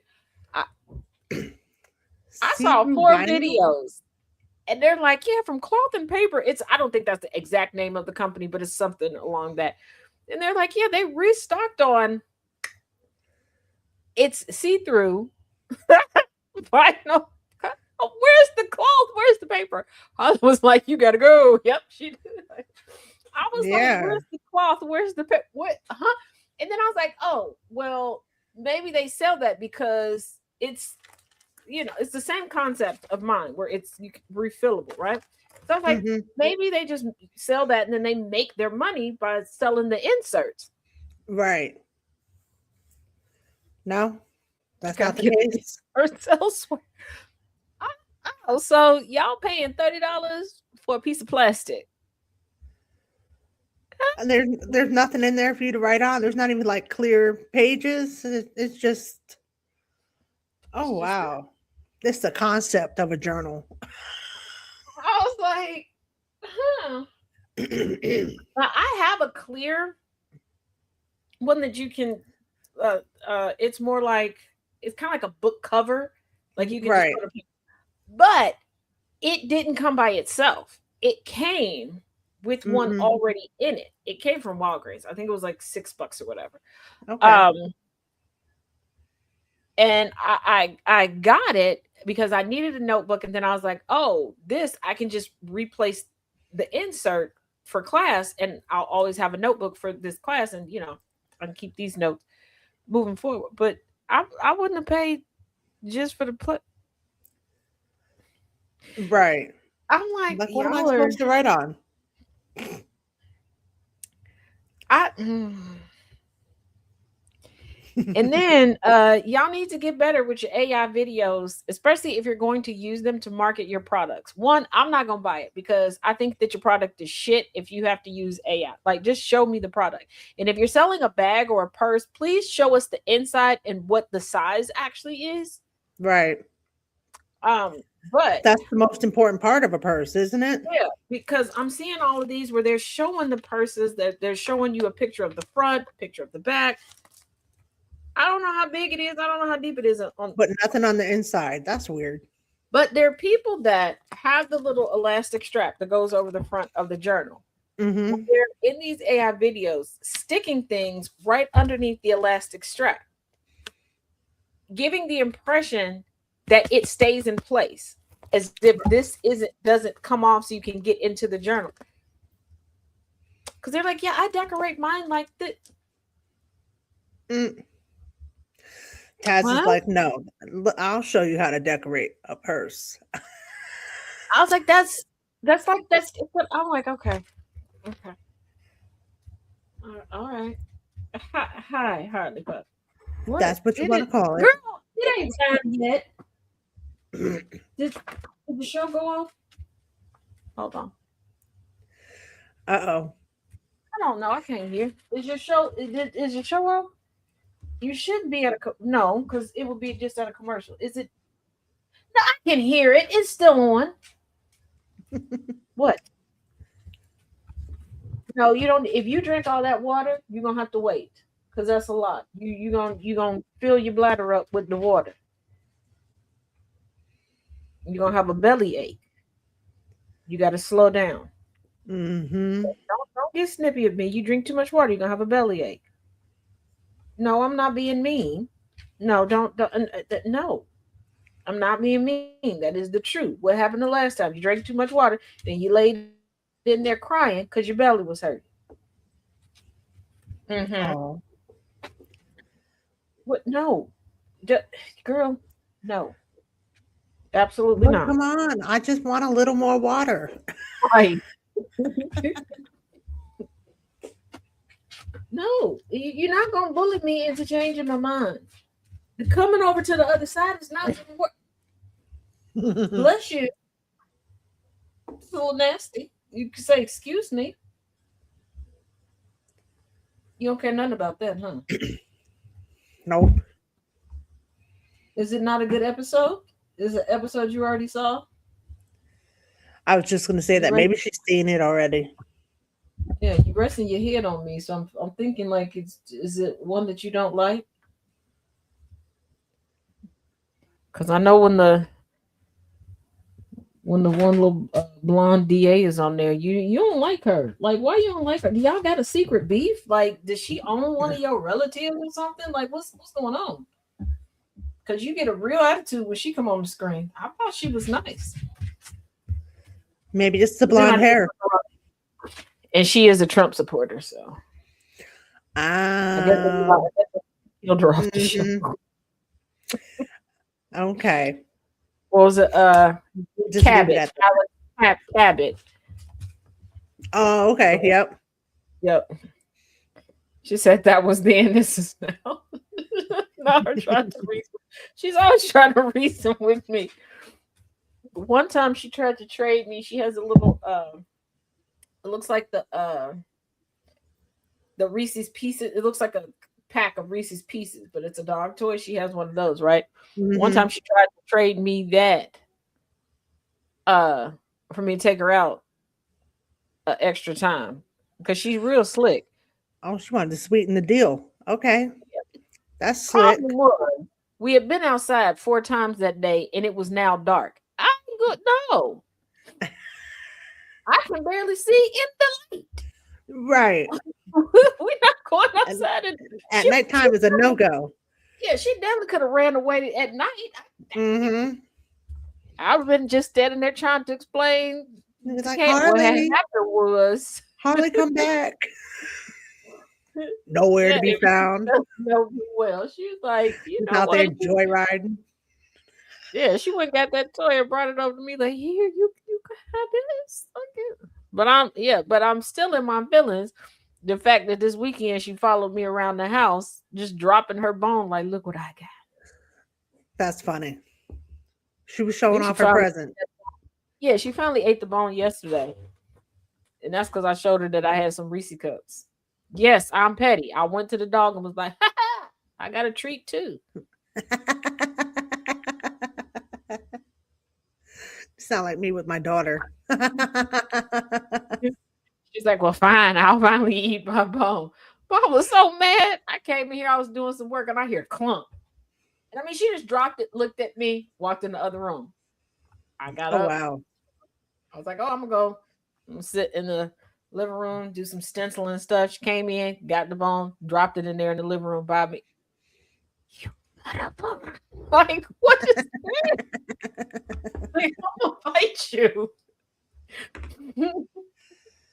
She wanted to make sure you knew about that bone. Yeah, That's what and then that was. I went to our current makeshift candy dish. Mhm. And I was putting something in there, and then I hear clump. She put the bone down by my. You know what? We about to fight. You want? Let's take it outside because we about to fight because I'm sick of you. My ex used to have the same hobby of walking around showing off his bone. Infernal. Oh my Oh goodness. wow. Oops. That bone. I could see how that would be a problem. Mhm. Like, no, sir, we don't need that. You know what? Everybody's sitting there talking about, like, right now, Governor Westmore is doing an interview on how the Democrats can fight Trump fighting. And I mean lit fighting, like Right. fisticuffs fighting. Bring back congressional brawls. Okay. Yeah, didn't they used to do duels in the Congress? Yeah, Didn't they I used to need do to go duels? back to when politicians would beat each other over the head with their bills because they're like, I can't go home if I don't pass this bill, and you on some other shiesty stuff, my boy. And they would Mhm. fight. Like there was a time where they would go to war up in there because they knew they couldn't come home to their constituency, and they'd be like, "Did you fight for us?" I gotta And you go could home. tell they Mhm. did fight for us because they was bippity boppity booped up on top of the head. And they're like, that's not demure. Yes, it is. I mean, they fought in suits. I mean, What's that's how more they got things desperate than done. that? They was up there fighting in suits with the tails. Yep. Suits with the tails. The little Came wigs. fur with the fur. Yeah, I will say this. Okay, Sunday at church. Okay, I think I got the best compliment I ever did. This woman, 95 years old. Okay, beautiful, beautiful little woman. Okay, she's like, "You're so cute." I was like, "Oh, thank you." She's like, "I need you to be a little spicy though." You know what? I'm gonna start taking up the whole pew. You know what? You could just let that compliment right there. And there's a lady sitting in front of me that was scavenging for an ink pen, so I sent her an ink pen. And she's like, I'll make sure I get it to you. Don't worry, it ain't pink. You can keep it. Ooh, Because they know if it's one of my pink, it give it back. anything pink, you gotta get it back. That's your color. The sheer joy of it. Okay, Corey. Oh, she's 97. Okay, 97. Yeah, she still told me that it, she needed me to be more spicy. Man, how much more spicy you need me to be? She's like, I like your style though. Her That's sparkle. like, I don't need to be in the corner for dressing too spicy now. Like, it's like, huh. Spicy at church. And I don't know what it is that her daughter shared that her daughter wasn't supposed to share. But when her daughter was talking, like when they were like welcoming visitors, she whacked the mess out that girl leg when she sat down. And I'm sitting there trying to act like I ain't see it. You know, like, you turn your head like, oh. And I'm just like, don't look, I don't want to get hit next. Like, I don't know what she said if you wasn't. Yes, don't want to focus on any one thing. Was chaos. I saw how spicy she was. I'm not there yet. I'm trying to get there. I thought I was a little cute, but yeah, when she whacked her, I just sat there, and then that's why the one lady came and sat in between the two. I don't know what. They need a little separation. And I was just sitting there like, and the one like she was late, and I don't know what she leaned over and said to her. I was just sitting there like, let me stay on her good side because she looks strong. She looks real strong. She is looking very sturdy. Let me. Yeah, let's keep getting knocked upside the head by a 97-year-old out of the book. Okay, we don't Mitch need that. McConnell was constantly freezing. Hey, Shane, freezing and glitching. That's not going to be a good fight. You know what? First of all, let's not forget that Hunter Biden was offered to fight both of the older Trump boys, and Hunter Biden is still willing to do it. So I'm just saying, that could be like the opener. Well, right before the main event. I wouldn't say the opener. Like for the opener, Hunter Biden has a son. I feel like Hunter Biden's son and Barron should tussle it out. Okay. Then it should be Hunter and Eric and Donnie Jr., right? Mm-hmm. Now, I know y'all thinking, okay, so you're going to put Joe versus Donnie Sr. No, because Trump had a whole bunch to say about the ladies. So hear me out. Either Hillary or Dr. Jill Biden gets to go in there and whoop his ass. Yes. And I feel like they could do it. Oh, I'd pay to see that. I feel like Hillary and Jill both got a good workout routine. I feel like there's some Pilates in there. And if y'all know about Pilates, you know where I'm going here. And I feel like they got some right hooks that could do the thing. Exactly. The Nepo Family Feud, Mr. Cuffs edition, live from Capitol Hill. Yes, Amy, the Nepo Family Feud. There we go. Because I feel like, Hillary got that, I've been fighting all my life. Look, and Jill is like, I've been waiting on this. Because we're saying so much stuff. When I knew Jill was about it, when Hunter had to go to court, right? And it was still in the White House, right? And she was like, Biden, I know, baby, you got this, that, and the other. I'll see you for dinner. And Jill pulled up in the court. Okay, comfortable shoes, hair a little slick back, manageable purse. You know, if I got to throw down, I can, and nothing of value will be damaged of mine. Type of look. Okay. Yep. When she managed to go to court, then hop on a plane and still meet with the French diplomats in the same day. Yeah. Oh, she was taking care of business. She a baseball mom. She is a baseball mom. She is that I will take my child's bet and whoop your ass, mom. Yes. Oh, okay. She don't have wine in her Stanley sitting on the sideline. She got liquor. Okay, she got liquor. I was like, oh, Jill is not for play. Okay. And then when she did the stare down with melanoma, go ahead, bitch. I know what your husband got to say. Right. Let's see what you have to say. Yeah. If he pop, I'ma pop him in the face. She gave it the try me look. Try me. And know what I know about Joe Biden, and the fact that he's so soft and so protective over Jill. She whooped your ass, didn't she?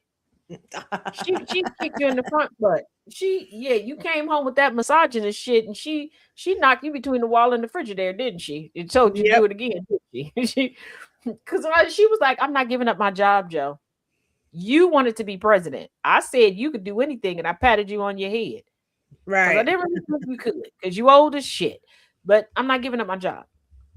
But you're gonna be first these nuts. And I got students, and I got papers.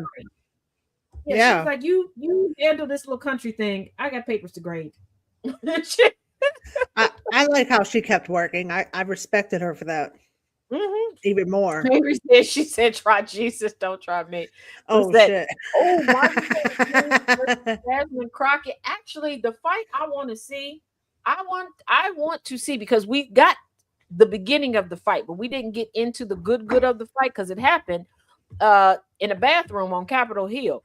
Lauren Boebert versus MTG. I think too many people forgot about that when they was going at each other. I did forget it. Up in the bathroom. Like, I want to see that play out. I forgot all about that. Yeah, that would be good to see. Versus Beetlejuice Betty. I would pay to see that one too. Just like former Speaker of the House McCarthy versus Johnson. Yes. Yeah, that would be a good showdown. And damn. I'm waiting. I want the Hegseth versus V Hegseth battle, because after that Mother's Day video, Mrs. Hegseth is having buyer's remorse. She's like, I shouldn't have cheated with you. This is ridiculous. I hate you. I feel like that big shoulder broad Yeah, Oh, Jasmine shit. Crockett versus Marjorie Taylor Greene. Yeah, that's what they said. That's what Lisette said also. But I feel like Mrs. Hegseth could take Pete, because let's not forget, Pete Hegseth got literally carried out of a script club by a former co-worker. Yes, he did. Yeah, I think. Well, she was technically a subordinate, but yeah, Carried. He was done in, acting a fool. And I'd like to see Cash Patel versus Bongino, his former second. Oh yes. Because word on the curb is Bongino left because of how they were handling. I would have my money on Bongino in that one. I would too. Because Cash is that guy that'll talk shit at the bar because they know security doesn't want anybody fighting in the bar. Mm-hmm. But he ain't walking outside the bar until the other person is definitely like 3 blocks away. Yes. Because he's too scared. Mm-hmm. Yep. I can see that about him. Running that cash money mouth, but can't back it up. Now,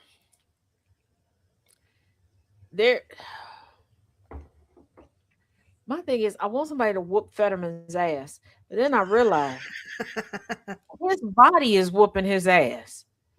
It is. Like somebody just get Fetterman and Trump 2 cold ass Big Macs and let the fireworks start. Extra lard on the side.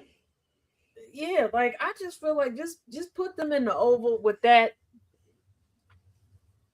and tell them every bathroom except for one is out of repair. Just put, out of service on.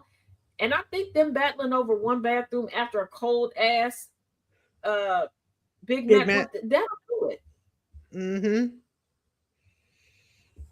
And the bathroom that's in working order, it can't be like close by neither. It's got to be like downstairs somewhere. I feel like it should be a porta potty where the East Wing used to be. Not a porta potty. Whew. Damn. Imagine having a fight over a porta potty. Like I feel like that would do me. I think it would too. They should just bring the pressure alone. Celebrity Unalive match, but I would love that. But I would love, now they don't have to fight to the death, but I would love, instead of it being claymation, it'd be real. Yes, me too. Because like we have so many like celebrity competition shows. Why not have them spar? Why not have them spar? And the proceeds can go to charity. We are the charity. And I feel like that would be popular too. Like I think a lot of people would tune in to watch that. Yeah, I feel like they should allow people to like submit their names or whatever. Mm-hmm. And each week they pull a name out randomly, somebody in the United States. Yes. Whatever, it is, goes to that person, should whoever, they decided to pick would be. Right. Like they pull your name and then they get a chance to call you and they go, who you got in this match? And you're like, Kim Kardashian over Khloe Kardashian. Actually, I would say Khloe Kardashian over Kim Kardashian. And then if she wins, then you get money. Like I feel like that's how it should be. But before we do that, I feel like we need legislation to change the rules, because I do not think it's fair that when you go on these shows and you win prizes, you, as the person that's broke, that went on there to get a little help, have to pay the taxes on it. Nope, the show should have to pay it. Boxing with the Stars. Angry Boxing with the Stars. Beat down with the beatniks. Yeah, that kind of sucks to have to pay taxes on your winnings.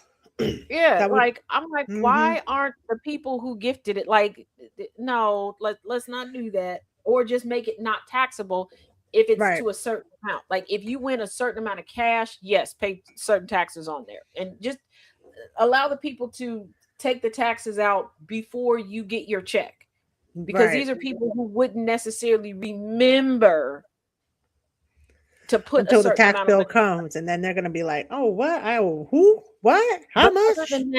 just make it not taxable and let these people, live that life. Enjoy all their winnings.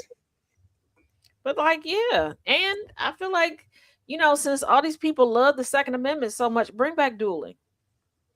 Bring back dueling. And I feel like every time you call somebody a slur, you got to duel with them. Oh yeah.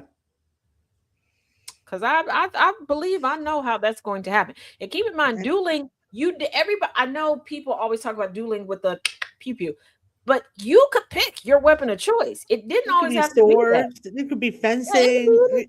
It could be two rocks. You could be out there like David and Goliath if you want to. But I feel like, yeah, whoever you call a slur gets to pick the weapon of choice. Yes. I could get on board with that. I feel like that would stop people from... So many people had to end up selling cars and all that stuff because, one, they weren't told that they had to pay the registration, the taxes. And I think that was really, really slimy. And fun fact, the very, very, very first time years ago that I came to Chicago, there was a taping of Ellen DeGeneres that was going on outdoors. Because when we were walking past, they were asking people, "Oh, you want to go in there?" A couple people that I was with were like, "We should go in there." And I was like, no. I am so glad that I had and I can't remember why I just wasn't feeling being a part of that taping. I guess it was just one of those, like the ancestors being like, "Girl, don't do it. Don't do it." And you listened.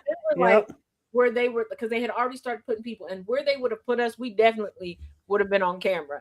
And I'm like, I'm thinking about it now, like I would not be able to live this down. Everything that's come out about Ellen now. But Ellen, just like Oprah, would constantly give things away like to the audience and stuff. Yes. You know how pissed I would be to get something that they probably ran across the street and got from the Walgreens. And I'm not hating on Walgreens. Okay. Y'all know I love a good deal. But I want you to think that when you're taxed on things, a lot of times they're not doing it by the actual market price or the sale price that it may have been bought from or the bulk price. No, they're taxing you at the highest price that it has sold at. So now you got to pay. Like, Ellen, you're giving me a $20 as seen on TV personal blender for my kitchen. And I got to now pay.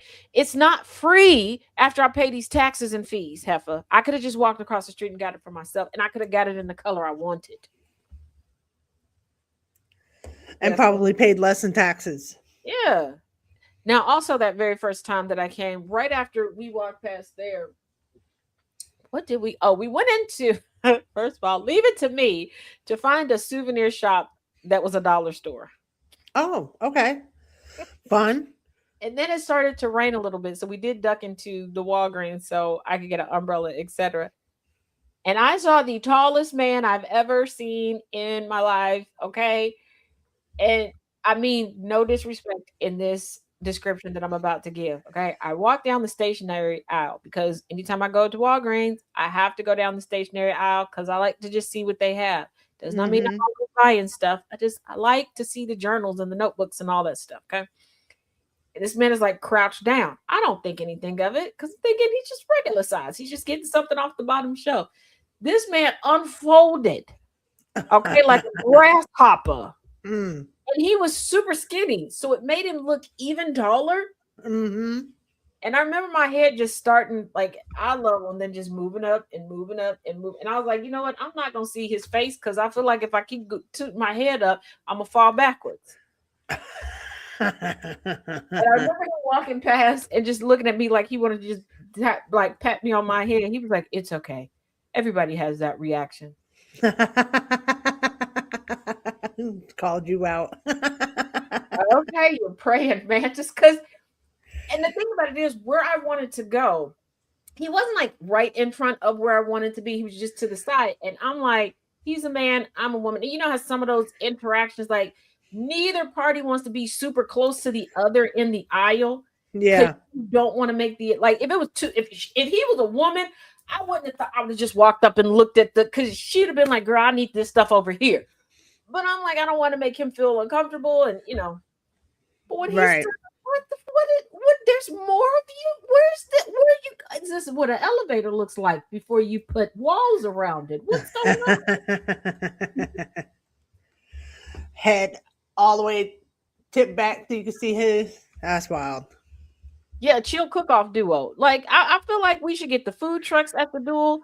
Like it should be a whole spectacle. And Yeah, like a festival.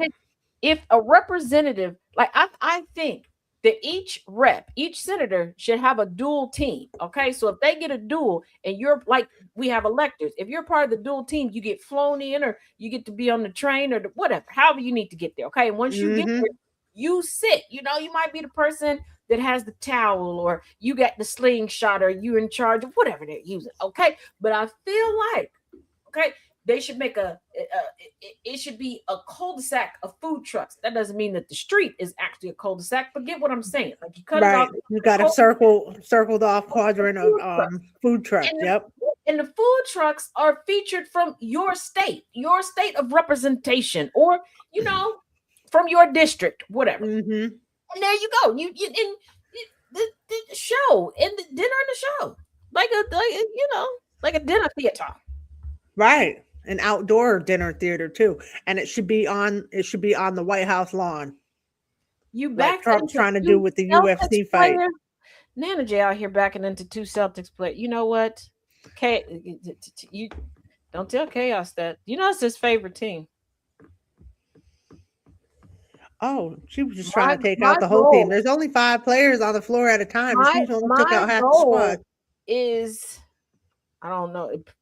Definitely, I'm not going to rule out this year, but I highly doubt it. Probably next year, because we both technically. No, I have a big birthday next year. His big birthday would be the following year because we're 9 years apart. I would like to, for his birthday, one good time for the good time. We'll gift it to him on his birthday, because I don't know if there will be an actual game on his birthday to take him to, but get him up to Boston and get him to a Celtics game, get him a nice experience. That would be fun. Treat him like the prince that he is. And then you can walk around Boston. Boston is a nice place to visit, like, tourist wise, to walk around and see the sights and learn some history. That's a pretty good spot to go to for that. I'm going to send him to a game. I'm going to go. Nana, can I have a blanket? Can I take a nap on your couch?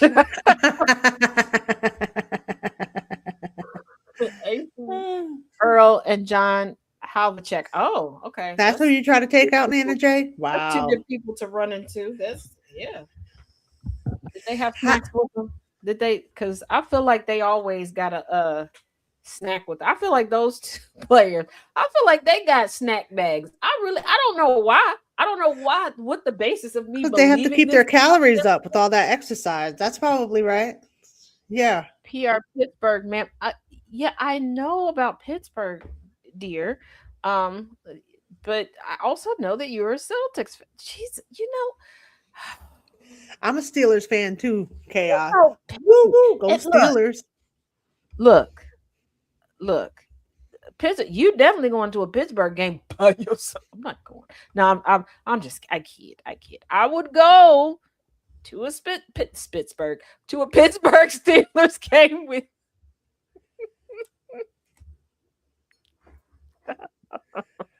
I would go to a Pittsburgh Steelers game with you. I would. Would I wear Pittsburgh Steelers stuff? No. I would go all in black, like I'm in mourning. Coming out of Burger King. That's why part of their uniform is black.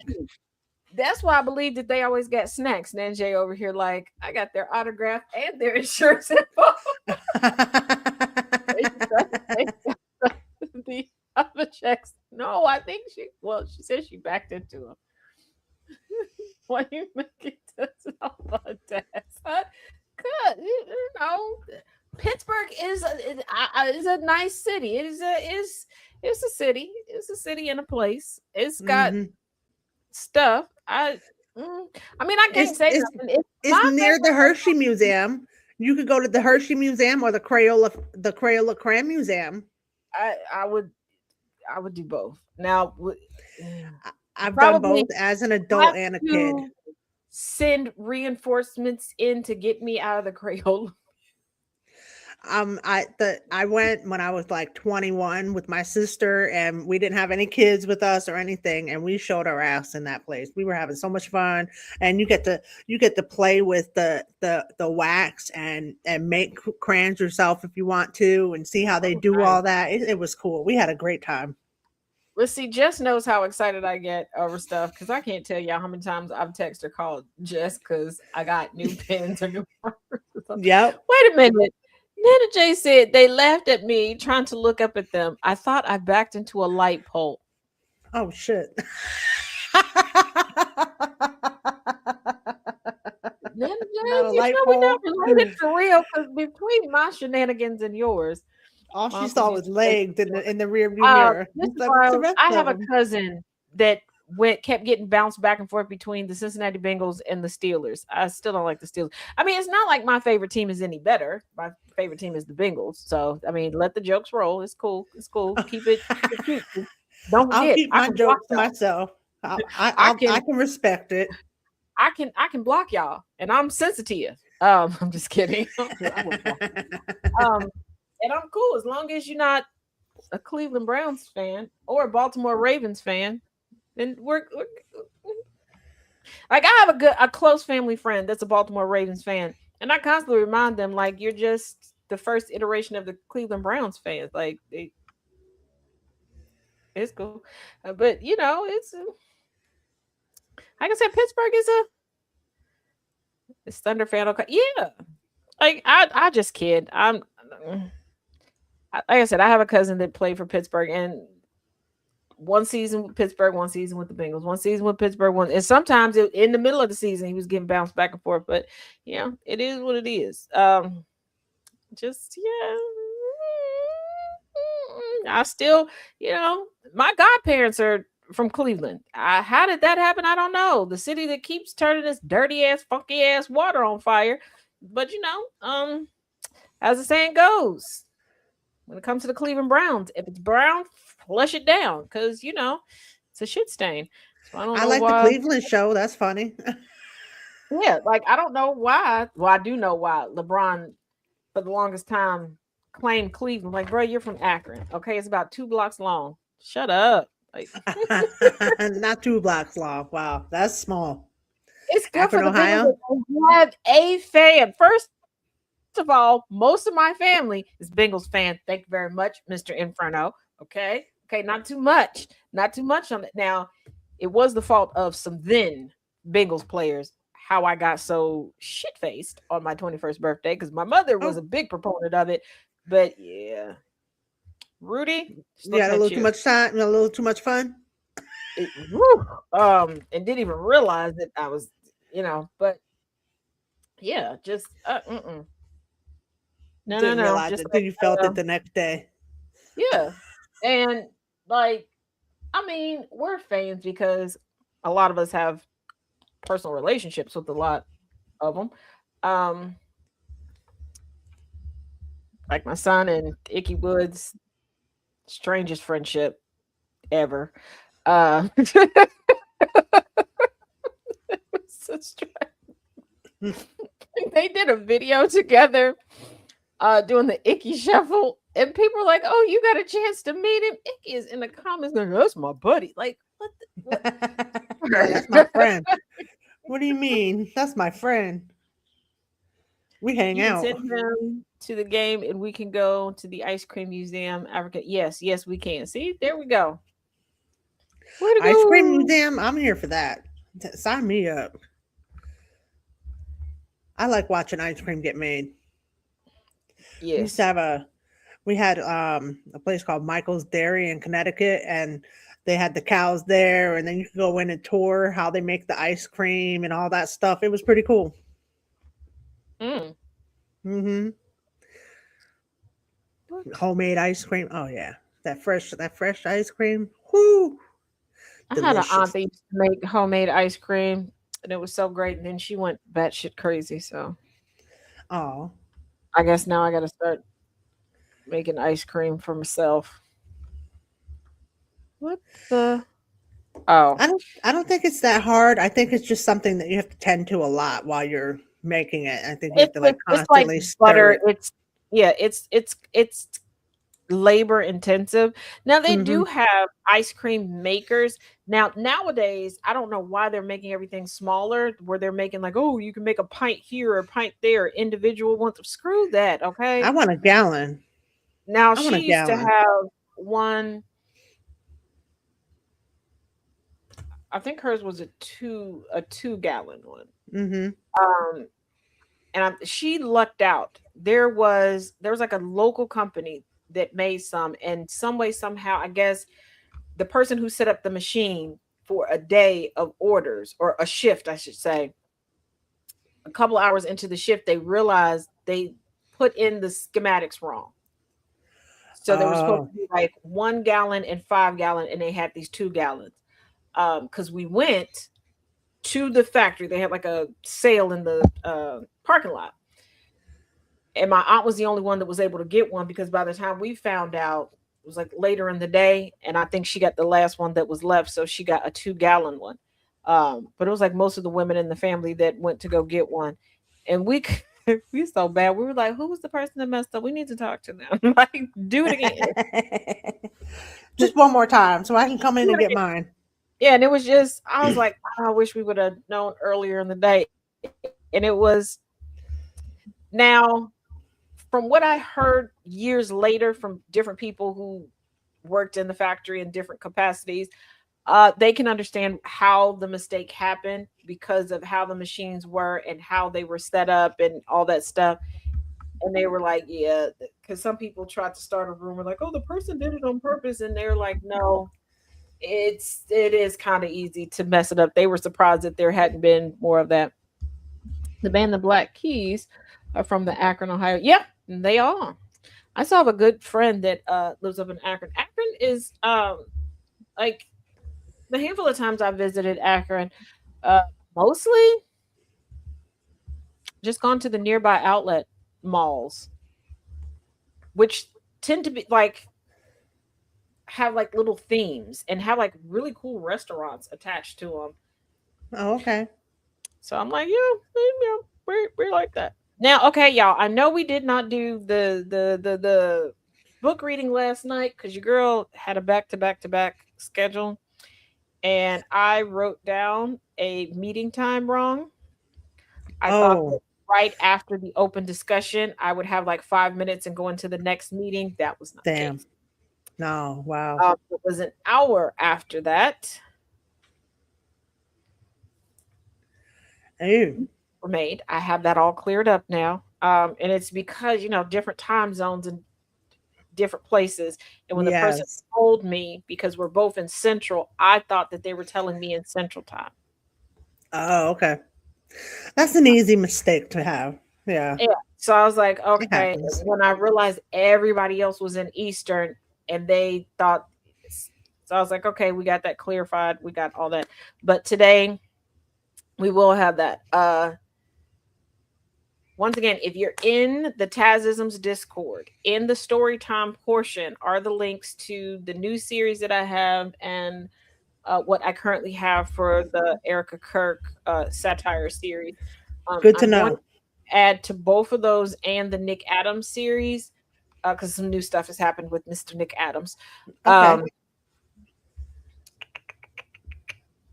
But we will get back to the book series. Also, in the story time section, if you have any suggestions for a story or any stories that you're reading, if you want something to go in a direction, feel free to say something. I don't get in my feelings about it. Jess will tell you. Right. I'm the hoot. I roll with it. Don't ever think like, oh my God, I can't tell Taz this. Or if y'all want to know about a story, please feel free to say something. I'm not going to get offended.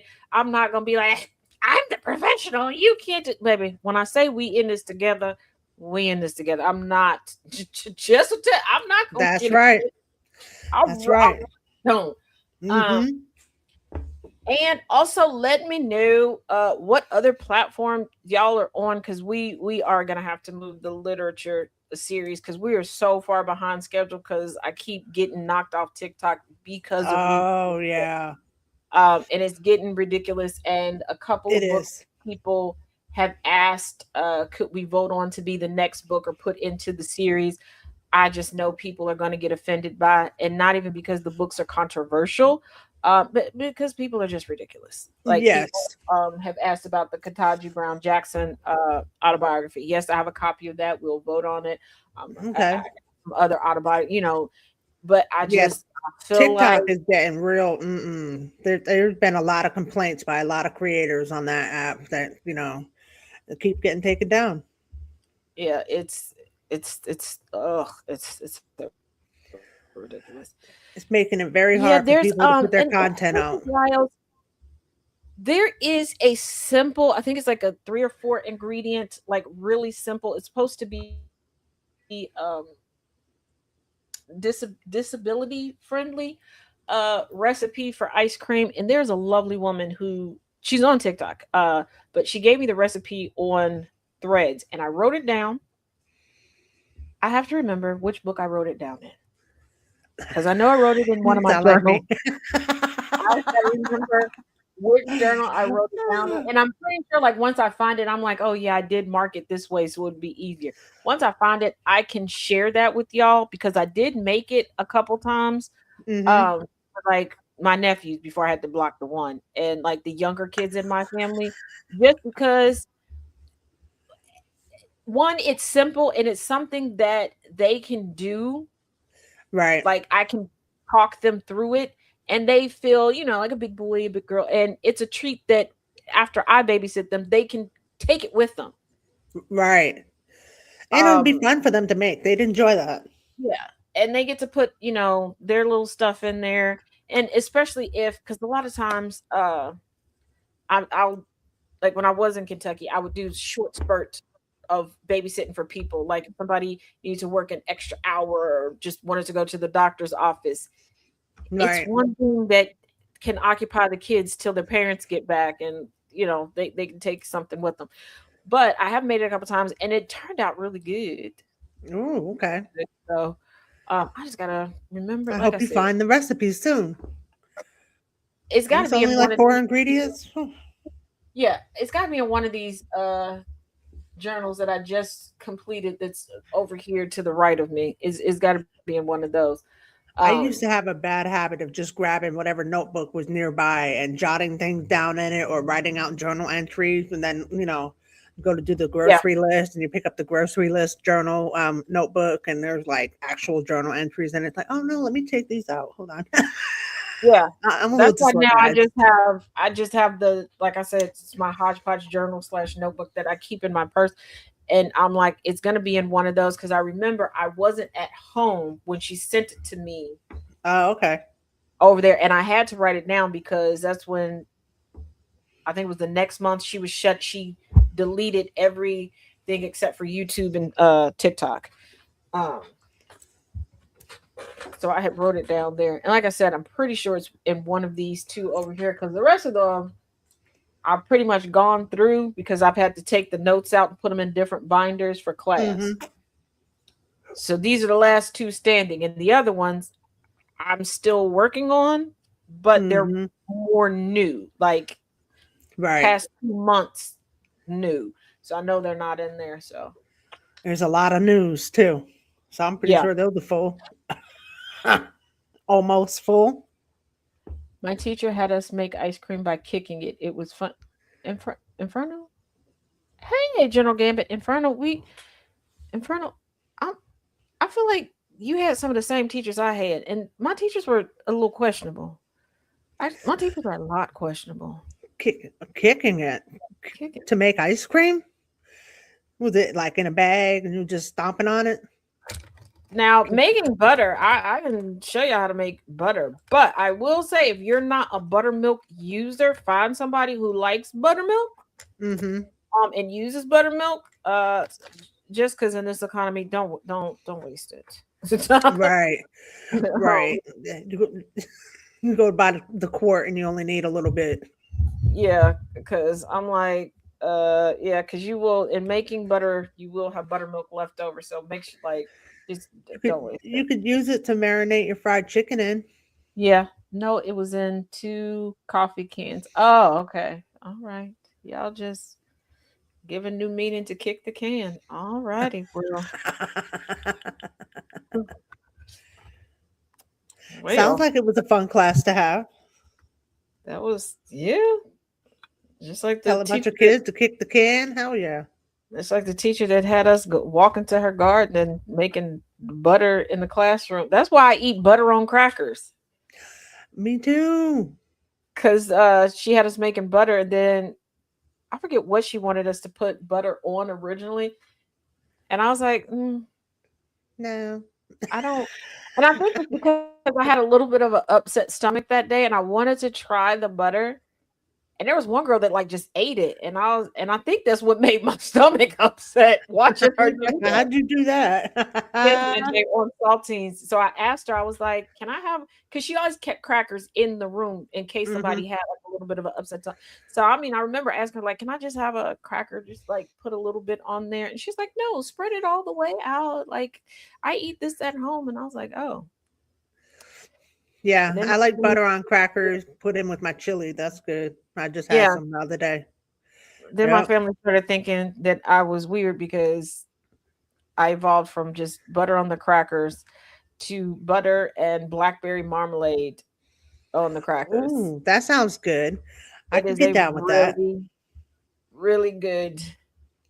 When I was a baby and a toddler, whenever they went to McDonald's for like breakfast, they would give me the butter packets that they put in with the pancakes. They would give me those to just sit there and play with and eat at the table. I was just eating, they were just helping me with my baby fat problem. Here, eat some butter. Like, who the hell does that? My family did. I would just get everybody's hash browns. Every time we went anywhere, I would get everybody's hash browns. For the longest time, my parents thought that I was just going to be eternally like a vegetarian or a potato-tarian because they were like, that's the only thing. That's all you eat, right? to eat. And then like by the time we got to high school, there were times that I would take a bus to the downtown area to go to specifically get 2 large fries. Oh, to eat on the bus ride back. Damn, 2 large fries? That's a lot. And when I say large, I'm talking about from Wendy's during the time of the biggie. But right, the biggie size, the biggie size fries. Yep. And I'm like, and my mother would just sometimes look at me like, again with the potato, yeah.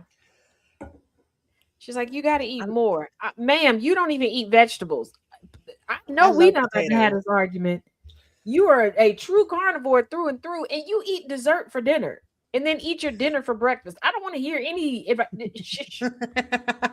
Like, Mom, you do everything backwards. You cannot say anything about how I eat, what I eat. Like, I remember one time my mama told one of her coworkers, like, yeah, I'm going to make cabbage for dinner tonight. And I was like, correction, she's going to make kielbasa with a smidge, a touch of cabbage in the pot. A dusting of cabbage. Like, that's one of my favorite meals to make. My daughter loves it. The sausage and cabbage. Yes. Yeah. My thing is I make cabbage, like my cabbage, my greens, I don't use any meat at all. And it always gets people and they go, they never know until I point it out. And then they look at me like I'm lying to them, like I've deceived them in any way. And I'm like, I didn't. Go look in the pot. That's cool. Yes, it was cabbage for color. That's all that it was. And I would just look at my mother like, not you in here telling us what to eat. And you what are you eating, ma'am? What you got? Where's your vegetables?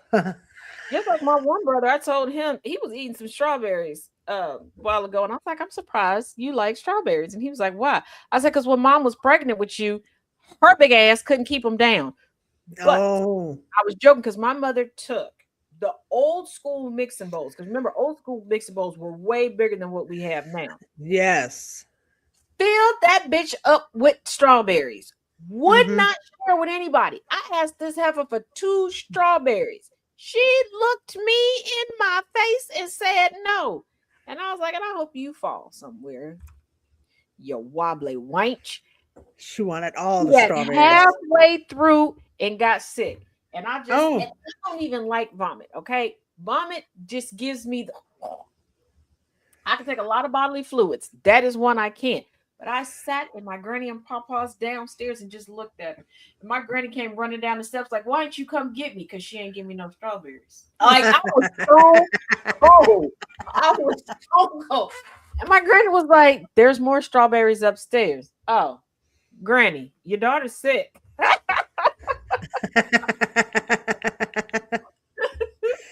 I was so, because I'm looking at her like, with this gargantuan bowl of I can't. I And when just I want say two. two, they were sliced up. So it wasn't even like 2 whole strawberries. It was a slice and a slice. Wow. And I'm like, you Polly Pocket pot gut. What you? Oh, She said no and got the instant karma though because she got sick off of them. yep. She And when my should've- dad, she I don't should've know where shared. my dad and Popeye went, but when they came back, my dad was like, "Where's your mom? In the shower? Why is she in the shower? Because she's a glutton."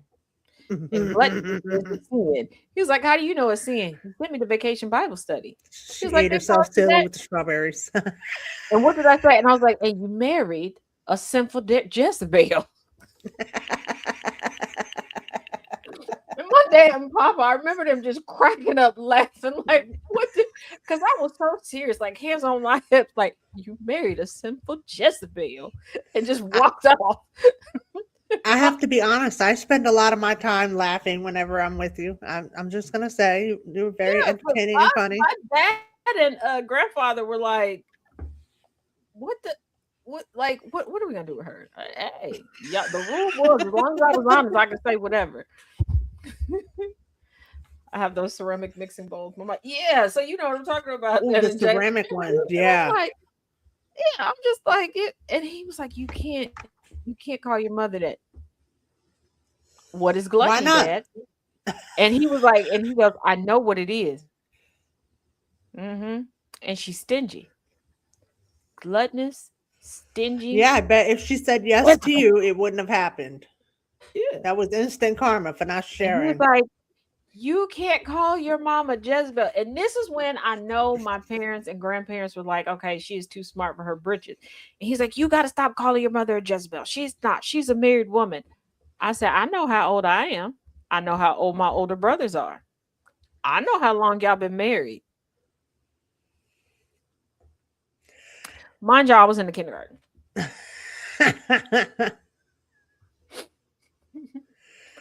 My baby brother is 5 years younger than me. It's in the kindergarten. Because we were like weeks out from him being born.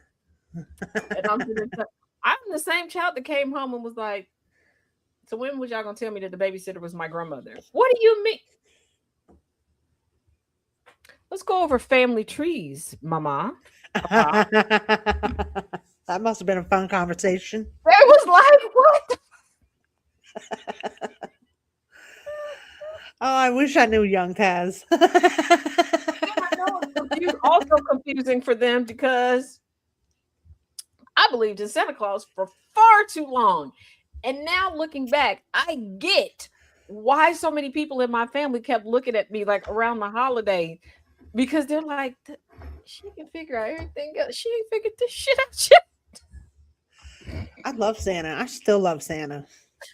I'm You know, biased. look. I'm a fan of Santa and the spirit of Let me Christmas. explain something to y'all. I'm about to marry Santa, okay? You can't tell me that I'm not.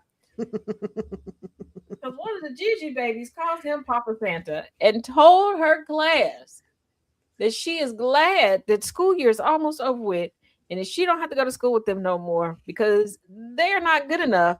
And that's why Papa Santa isn't bringing them anything for Christmas. Oh, ouch. I was like, "You can't tell him that," and he's sitting there telling, yes, you can. Yeah. Like, you are not helping, sir, at all. Enough. At the beginning of the school year, she went and told them kids that they was ugly. And when the teacher was like, why are you telling me that? Well, my Gigi's, I didn't say that. I try to blame you. Oh, I wow. did not say that them kids was ugly. Well, when I showed you a picture, you just sat there. I did. She's like, I know you. That means they ugly. Shit. Like, Oh, that probably got you there, huh? I didn't say it though. She's trying to get you in trouble with the teacher. You be in the corner there too. still believed in the Easter Bunny until my very artsy auntie decided to make us a life-size rabbit that hung from the door that gave me nightmares every night. Oh, And then wow. my parents, because it hung on the door, like the room door, decided to Right. move it and put it on the closet door. And the light that oh, hell no. We had to get rid of that rabbit. Yeah, Amy, she hit me with the Uno reverse. I'm like, what? The Uno reverse. Now, in preschool, they had the teachers thinking that I was a wino because they were like, it was right when people were getting like the Stanleys and the Stanley like cups, right? Oh, yep. And the kids were like, oh yeah, you know, our Gigi has these cups, blah, blah, blah, blah. And she has a cup just for grape juice. These teachers, and I understand, thought that I was just telling the kids grape juice. And it was wine, but it really was grape juice. But it was grape juice. And one teacher was about to call CPS because she's like, yeah, and she gets grape juice and she gives us grape juice because we have cups at her house for grape juice. Like, ma'am, it's really grape juice. I promise you, it's not wine. Please don't judge me. To pick them up, and I had my cup, and I had it open because I had gotten a cran grape to pour in my cup for the drive home, and I had got some for them, and they had cups from daycare that I was going to fill up before we got in the car. And that's how I found out what they were saying, and the fact that they were going to try to call CPS off me. And they were like, oh, it really is grape juice? Yes, it is. I was like, sweetheart, as much as these kids talk, if I needed to fill up a 40-ounce tumbler with wine, I'm not doing it in front of them because that'll be the first thing they tell people. My granddaughter told her whole class I work for the FBI. Damn. Oh, wow. The only reason I believed in Santa for so long, he brought the toys and we didn't want to mess that up in case it was you know what, that was the same with me. Plus I was one of the few kids that wouldn't go and sit on Santa's lap and tell Santa what I wanted or write a letter, because I wrote a letter once and I didn't get what I wanted. So I was like, you know what, I'm just gonna go with the surprise. When I found out that Santa was my parents and that they just weren't listening to me, I was like, yeah, I'm going to become your power of attorney, bitches. Don't tell me about what nursing home you want to be in. It's going to be Shady Pines. This I would say that's the mofo. That's okay, because my oldest daughter, the secondary custodial menu, when she got to high school, when Google became a thing, she had a drafting teacher who would say stuff, and she's like, you're not that smart. He's like, I am. You're not as smart as my mom. Yes, I am. I can Google my mom. Can I Google you? Girl, would you? Jesus. I coached at the school and I was beginning to start to teach at the school. I had an office that man came around. He thought that I told her that I said I didn't. I apologize. I was like, but quick question. What did you say to her? Because that's my child that you got to provoke her to say something. Now, the oldest, he'll just pop off because he's a Leo. Her, she an Aries. You got to like poke the bear for her to like bite you like that. Okay. Like, usually she just ignore people. Okay. I put extra snacks in her bag. Everything is cool. She got headphones. You know, things get spicy. She know to just listen to music. So what did you do? And he told, oh, well, she's not wrong. I am by far smarter than you. Sorry. He's like, well, I'm the drafting teacher. So, and? You can only draft. You can't architect, sir. So, yeah. Go somewhere with that. I still believe. Trust, ask chaos. Because I promise you, like on Mother's Day, I went to put because I have, of course, my water cup and then my coffee cup. So I went to go put my coffee cup in the cup holder in my bag. I turn around. This man had not gotten up and moved. Okay. There was no type of bag, box anywhere between the kitchen, the dining room, and the living room where I walked. Okay. He was sitting there. Boop. Hello Kitty bag. So yes, it's magical. It's Santa Claus. Can't nobody tell me no different. You can try. I don't believe you. But that brings us to the end of today's show. Thank you all. And thank you to my Bye, wonderful, everyone. wonderful sister from another mister and the greatest co-host to ever do it.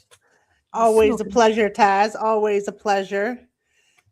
Thank you, everybody, for watching. And I don't know why I got instantly hot all of it. Maybe because somebody is standing in the doorway staring at me. Oh, the spidey senses are tingling, and now that's why you're hot.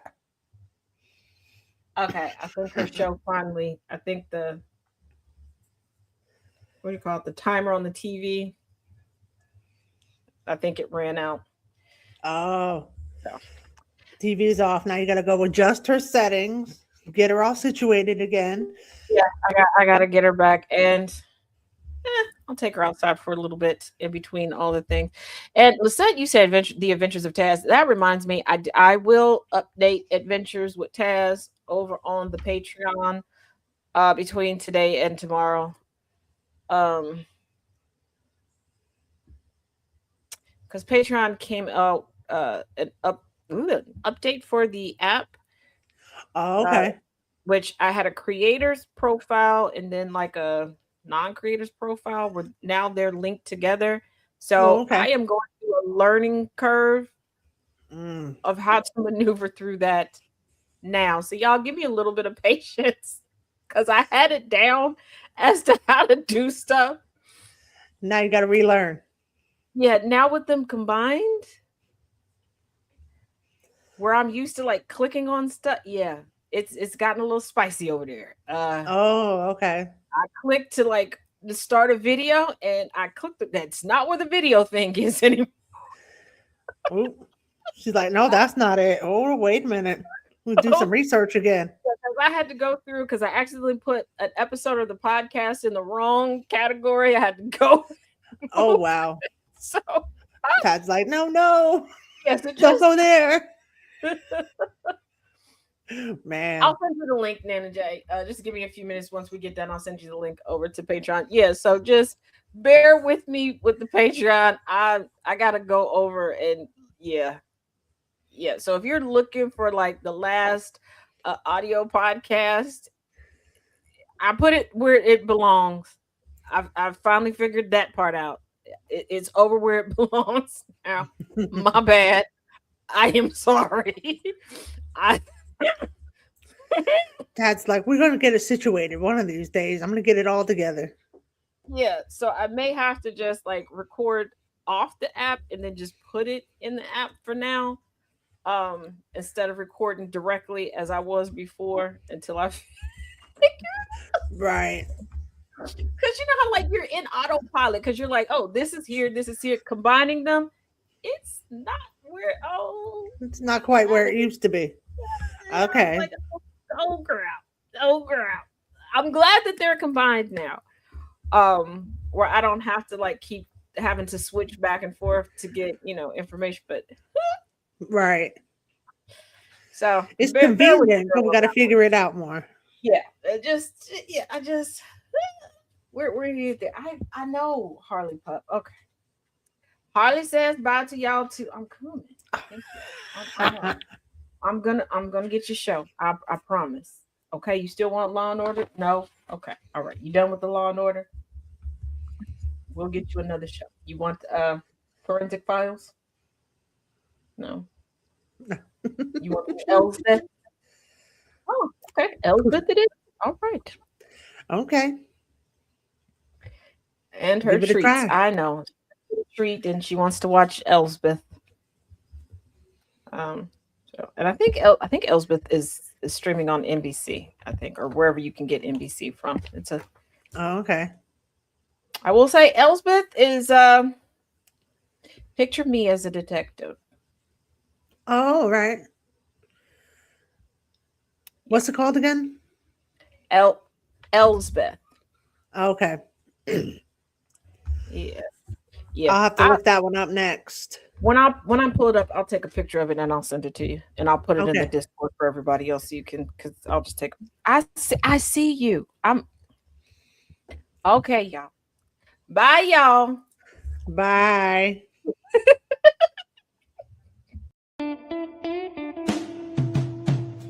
GCPR radio shining bright. Coast Guard production takes the light. GCPR live in the air. Every voice is welcome here. Turn it now. Don't be shy.